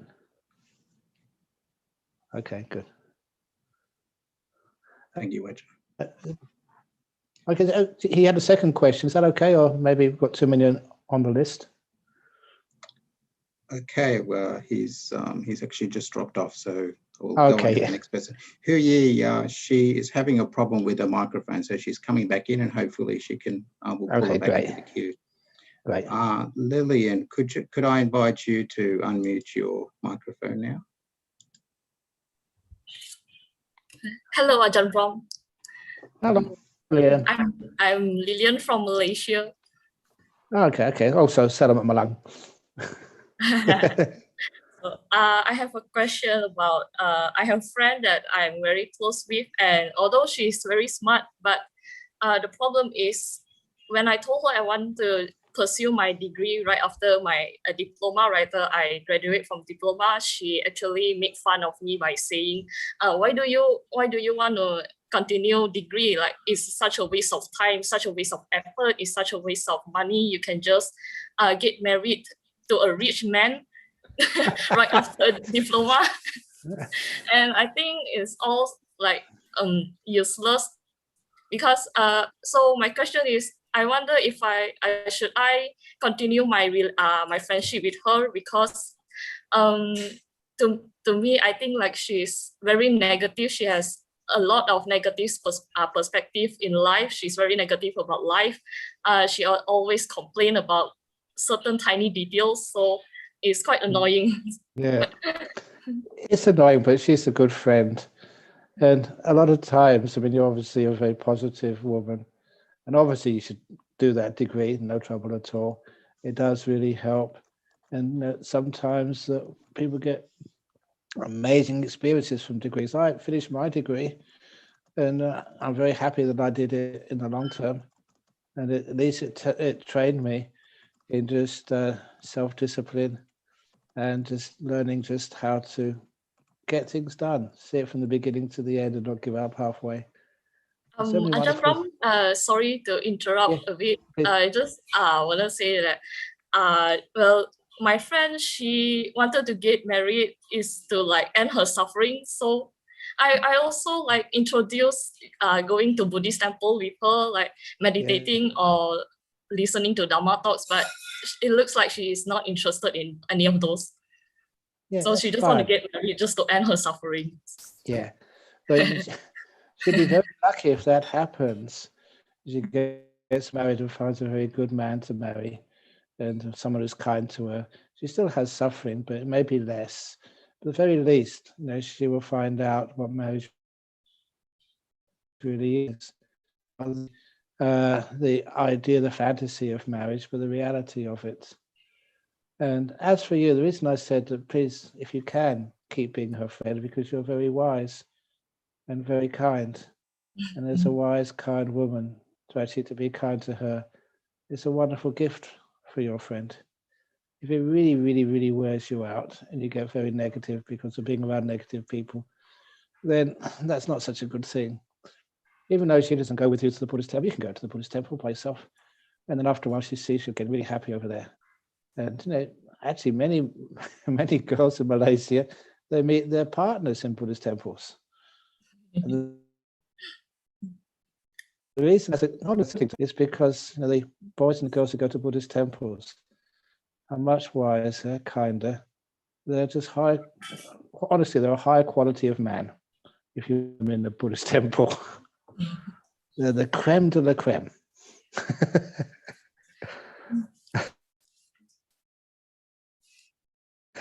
So it's your choice, but if you really have enough energy, then just keep being her friend. Thank you, Ajahn Brahm. Okay. Have a nice day. I will do. Hu Yi, welcome back. Yes, can you hear me? Hello. Hello, you can, yes. Hi. Hi. Which I'm one from of Tokyo. you? What? Which one of you is Hu Yi? The one on the top or the one underneath your chin? I don't. Oh, this one is Yui. This one is Mook. Mook. Okay, very good. Hi. Hi, Mook. So I have a question about the perception of peace. So I have been talking Dhamma with my friend, and she said she had a really hard time when she was a kid, and have a hard time imagine the peace. So she had a hard time pursue, and then her meditation is another restless time. Is it possible to pursue peace when she has a hard time imagining it? Yes. No, sorry, no. Sorry, because you shouldn't sort of imagine peace so much. You should be in this present moment and just be real, be here. And you find the longer you're actually here, just this moment, and you accept this moment, you embrace this moment is like your home for a while, you find it becomes a beautiful place by itself. You don't go searching for peace. People already have peace, but they go searching for something else. So when people say imagine Buddha, like during meditation, I have a meditation like that. But if you can't do it, you just have to be the present moment, and that's good. Okay. That's excellent. That's the best. Okay. Very good. Thank you. Thank you. Thank you. Next, I invite Angie to unmute herself and ask you a question. Hello, Ajahn Brahm. Hello, thank Angie. you for the talk. Hello, Angie. Yeah, this is Angie from Singapore. So I've always had the question that's always been in my mind, that is, how exactly is perception? You know, we say in Buddhism, right? We want to know reality as it is. So yes. It has always been in my mind, what is reality as it is? Because right now, the reality I see is filtered through my own perception. And as you have talked about today, and we all know, like through optical illusions, actually our mind, our brain actually constructs the vision we see. So, you know, it fills in the missing dots as you have like very aptly illustrated at the start of your talk with the paper. So, so I've always wondered, how exactly is reality as it is, and what is reality perceived by someone without, like, who sees it as it is? Yes, that is where you don't want to think, and you're not hiding things away. And so it's actually here. And what's actually here in this moment, especially when you've got your eyes closed, you're in a quiet place, when all those disturbances of sight and sound and smell and taste and physical feelings disappear. It's reality behind the five sense world, the reality of your mind. And that is so more powerful. And straight away would mean that a person who understands that much would understand the truth of things like rebirth, reincarnation. And you can even access your past lives. Ask yourself, what's my earliest memory? And find out who Angie was before. It's fascinating.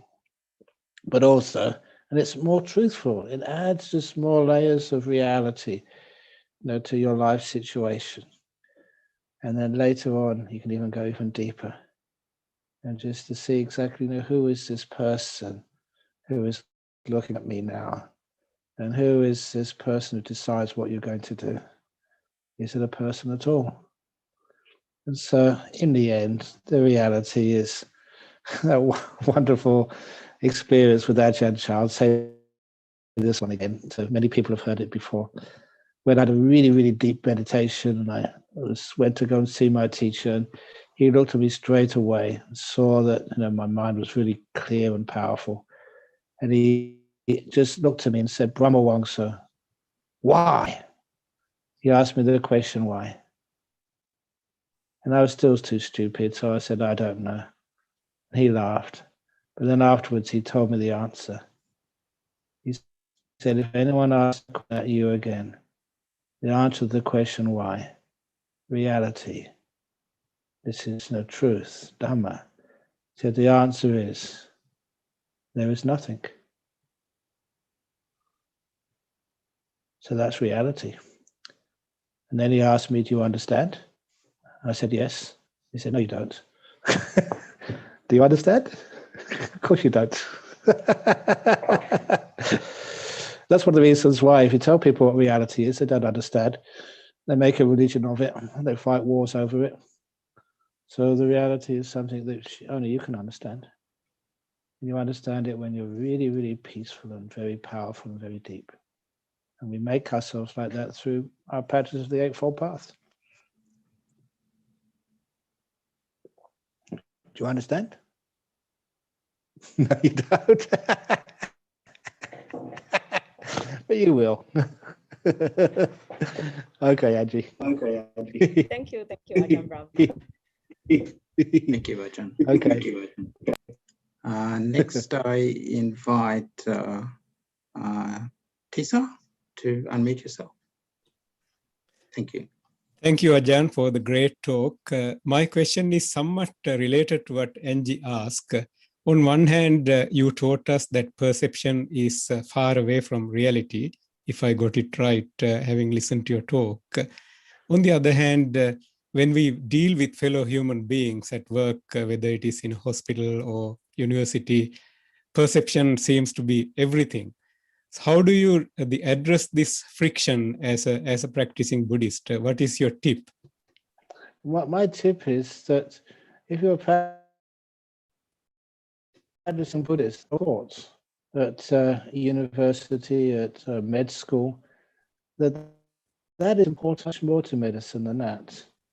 And quite a few people, I've encouraged them, they're treating a patient and they're treating them so much, but nothing is working. And sometimes see if you can innovate. In other words, you go beyond your perceptions or your trained perceptions, the stuff you've learned at med school and other doctors have told you, and you feel what needs to be done. And then sometimes you try that, and it's incredibly, spectacularly successful. So we deal with perceptions, but sometimes you can see how many of those perceptions are built on fear. Fear of not doing the wrong thing, fear of your patient not dying, fear of your fellows in the hospital not criticizing you, and that sometimes stops you from doing some wonderful things for your patients and healing. So in other words, you go with the flow at that moment.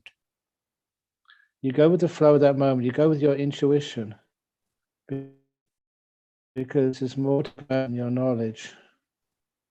And sometimes that intuition, not always obviously, but there's sometimes you feel that, let's try this. And it works. You've probably had experiences like that already. I do. Thank you. And then you become a great doctor, not just a skilled doctor. Thank you.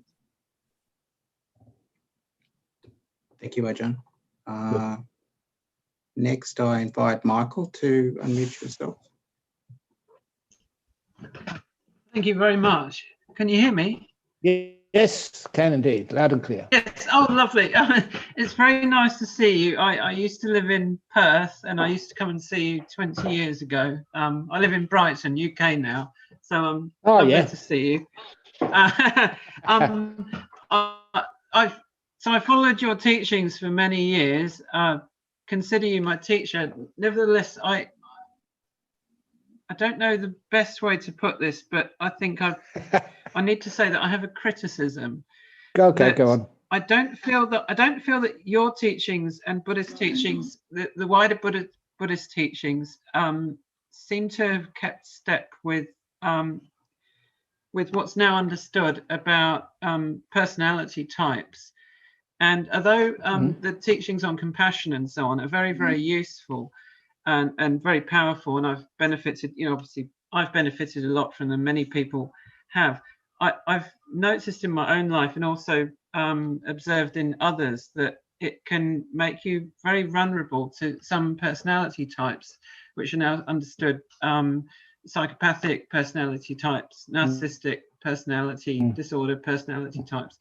I really think that it would be very helpful if the Buddhist world would engage more with what's now understood about those personality types, because in short, they simply there are individuals on earth who sadly who just don't possess empathy, and they tend to prey on people that are trying to live a very empathic life, you know, such as Buddhists.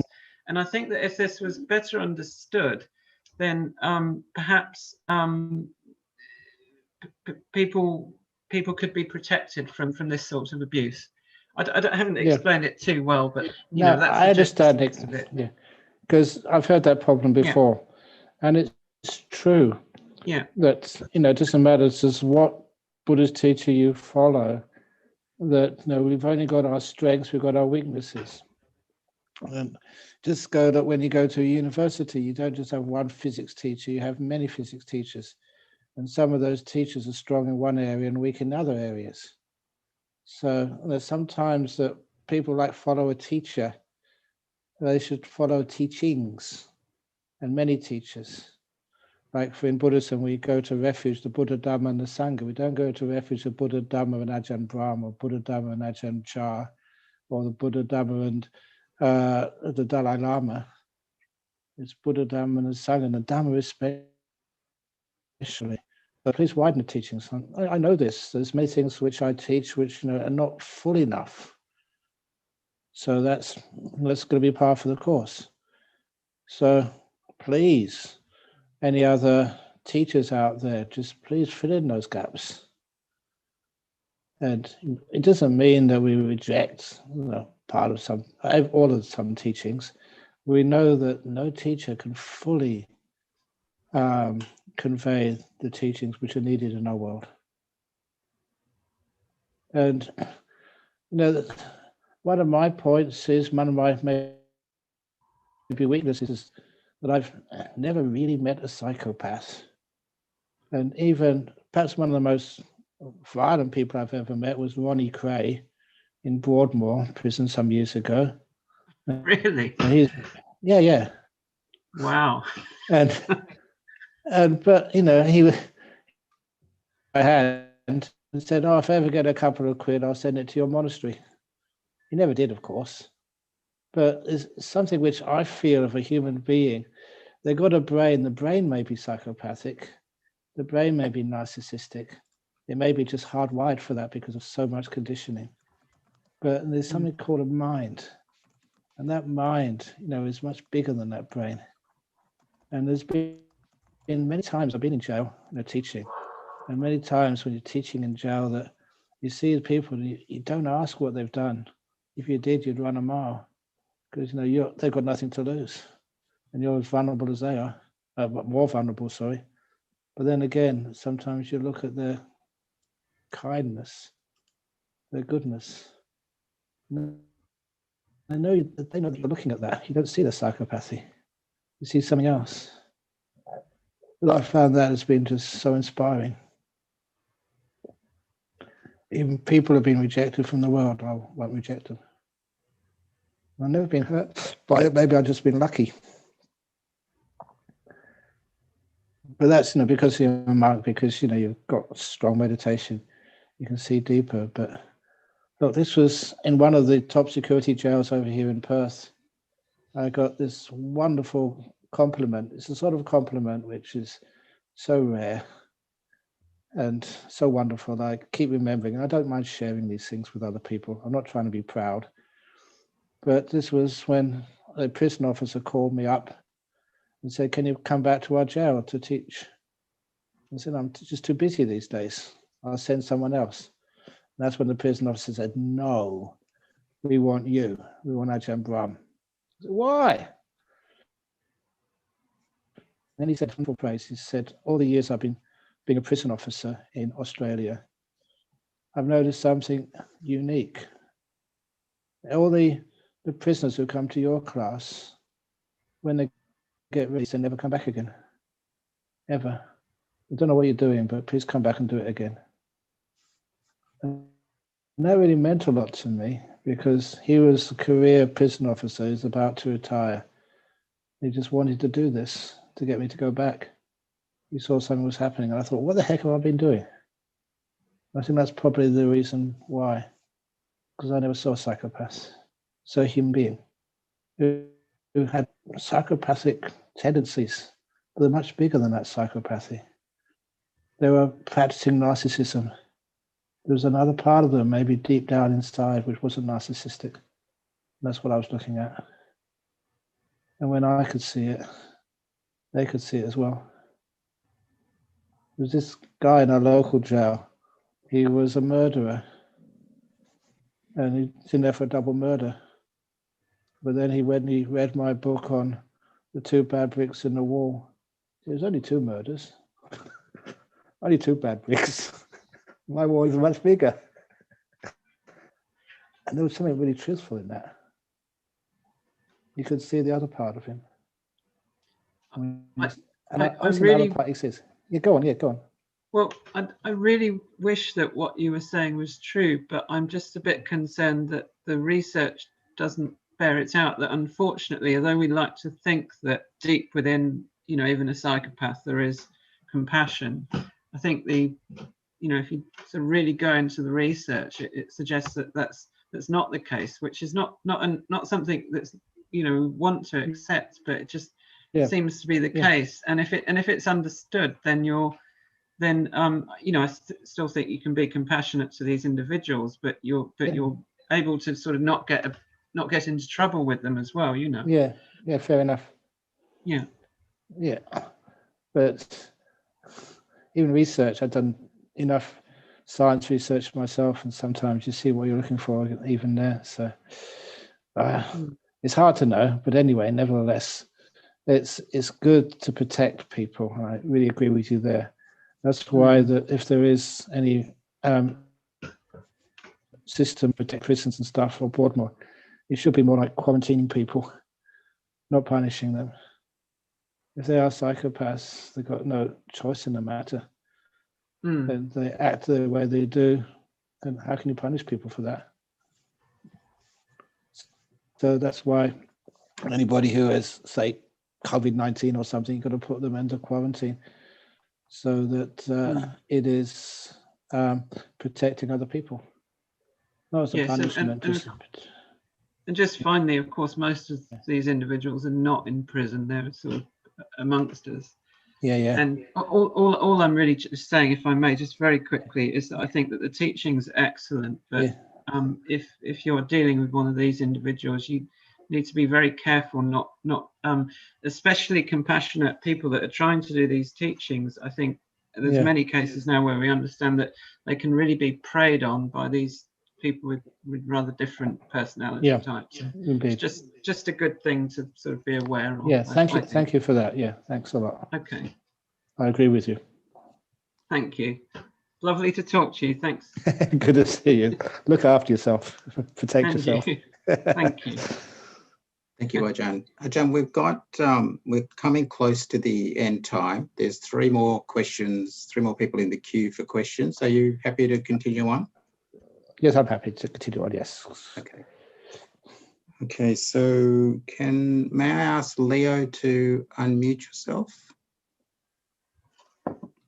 Hi, Ajahn, it's Leo again. Hi, Leo again. Question. So like I asked yesterday as well, does the past life progression important for meditation? Can it benefits? A bigger picture, and it also means that it makes it easier for you to let go of stuff. And just an anecdote, I remember it's only in a newspaper article I saw in Thailand years ago. There was a beautiful young Thai girl, and she said she's not going to get married. She had many proposals because she could record her past life. She know what marriage is. She's been there, done that. So that was much easier for her to live a more monastic life. She didn't become a nun, but she was just staying in the monastery most of the time, living a very simple life. And so I can see there that it really helped her. There was another gentleman, he used to be our president of our Buddhist Society of West Australia before, and he get a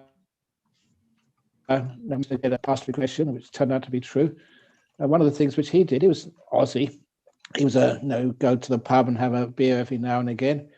As soon as he realized the truth of past life regressions, and he remembered his past life, he gave up drinking and kept the 5 precepts. So that's pretty powerful. You realize, well, what am I doing this for? You know, just drinking and just messing up this life. So it does have some great benefits you never expect. Great. Thank you, Damien. Oh, thank you, Leo. Next is Damien. Can you please unmute your microphone?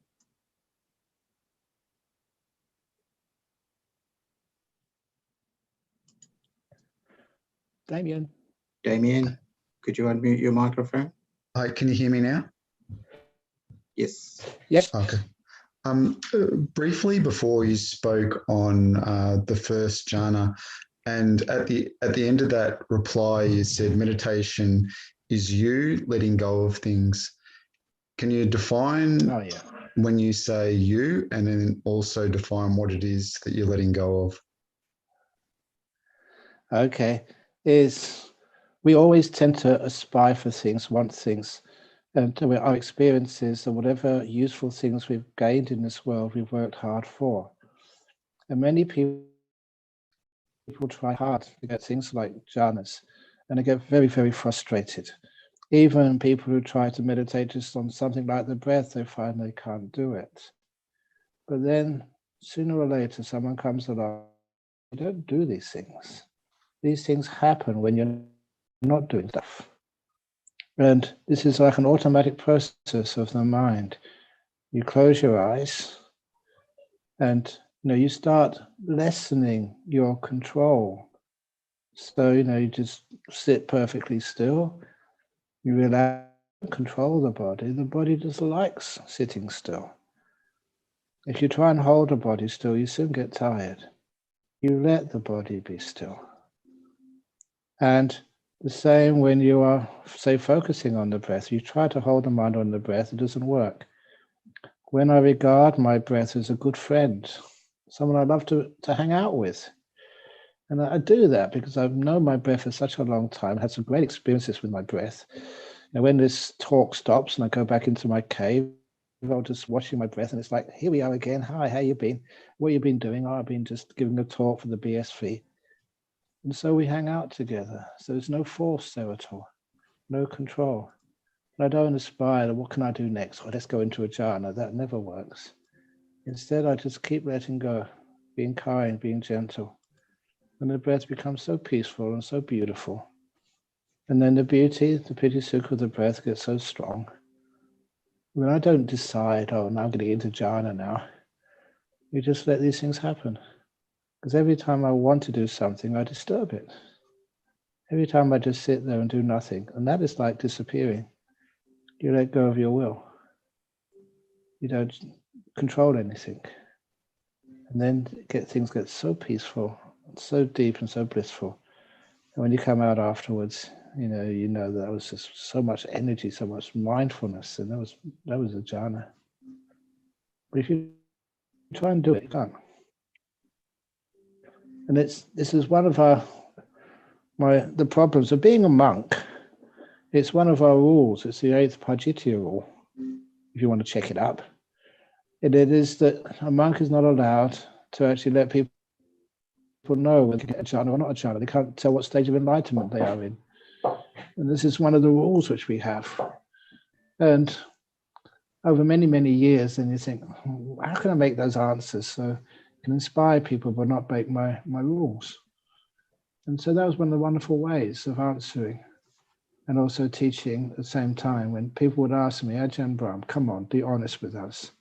Ajahn Brahm, can you enter jhana? And they know I'm a bit playful. And so I say, no, I cannot enter jhana. Ajahn Brahm cannot enter jhana. And then they're waiting for the next video because I know this is you can't take that on face value. And I say, Ajahn Brahm has to disappear first of all. I have to vanish. So the Ajahn Brahm which is talking to you now, the one which decides what to say and how to say it, all that doing Ajahn Brahm has to vanish. And when I vanish, disappear, let go. Then these jhanas happen. Well, hopefully you can understand that, because it's also a wonderful teaching. Too many people, they know the importance of jhanas. They're powerful, wonderful states. They read about it in the suttas. They hear other people talking about these things. How can you experience them? You have to let go of this wanting, this trying. It all comes from this idea of me, self, the Ajahn Brahm, the person, the Leo, or whoever it is. This is actually where it comes from. And this has to be abandoned. And then there's no barrier now between the jhanas and your experience. That's how it works. You have to disappear, let go first of all.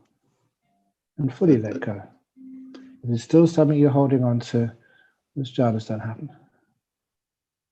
So it's not that you do the jhanas, it's that they happen, and then you refer back to the text that explains what's happening.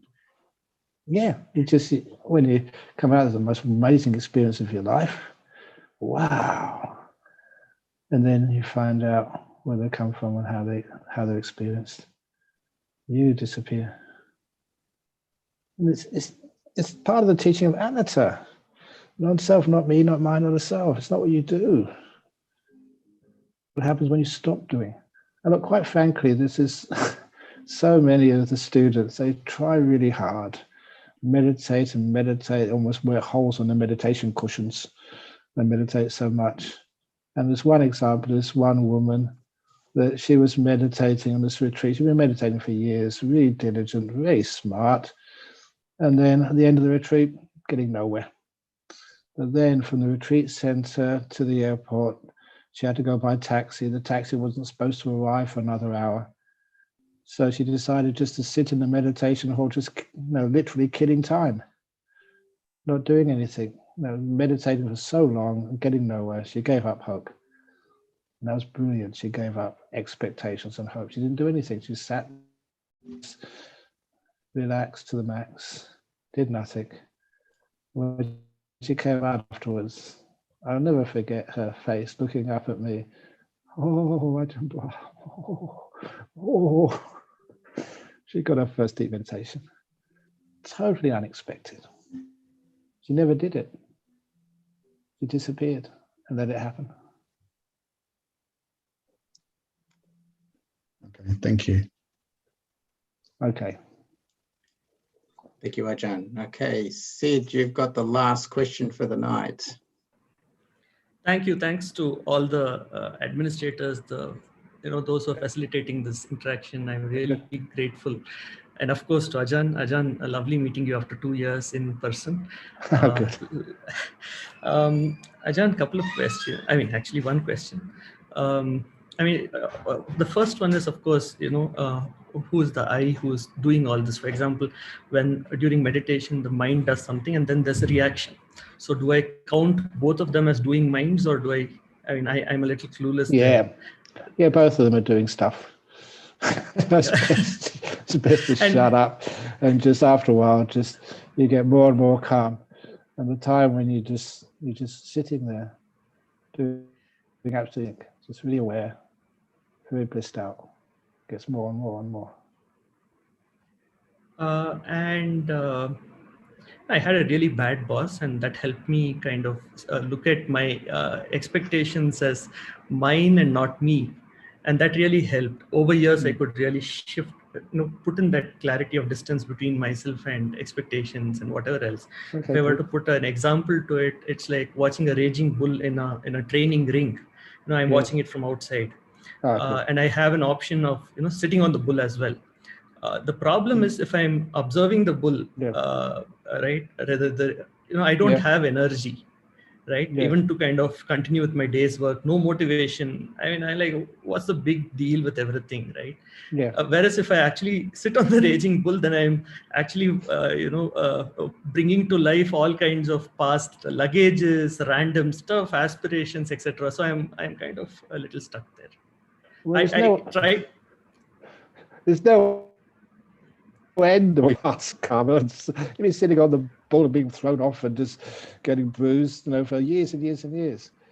It's much better just to walk out of the arena and just go somewhere else. But anyway, it depends.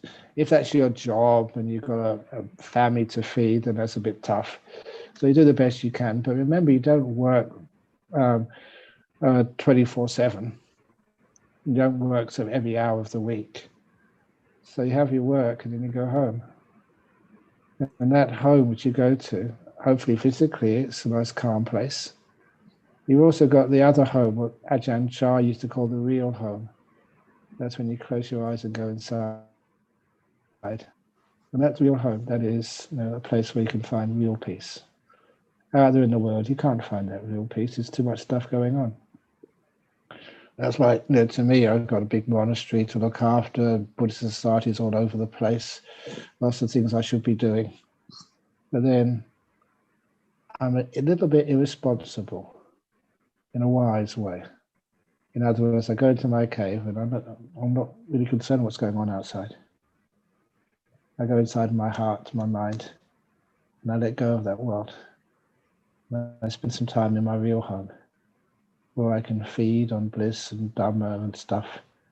So when I go out, I'm really ready. Give me any ball, and I'll kick his ass. In other words, you get that inner strength. And that's what you can do when you have a real home, a place where you can go inside. The good news, Ajahn, is the bad boss went away. Rather, I changed my job, and that helped me write a book after taking permission from you. In fact, I mentioned you on the book. Don't know how to get one across to you as gratitude.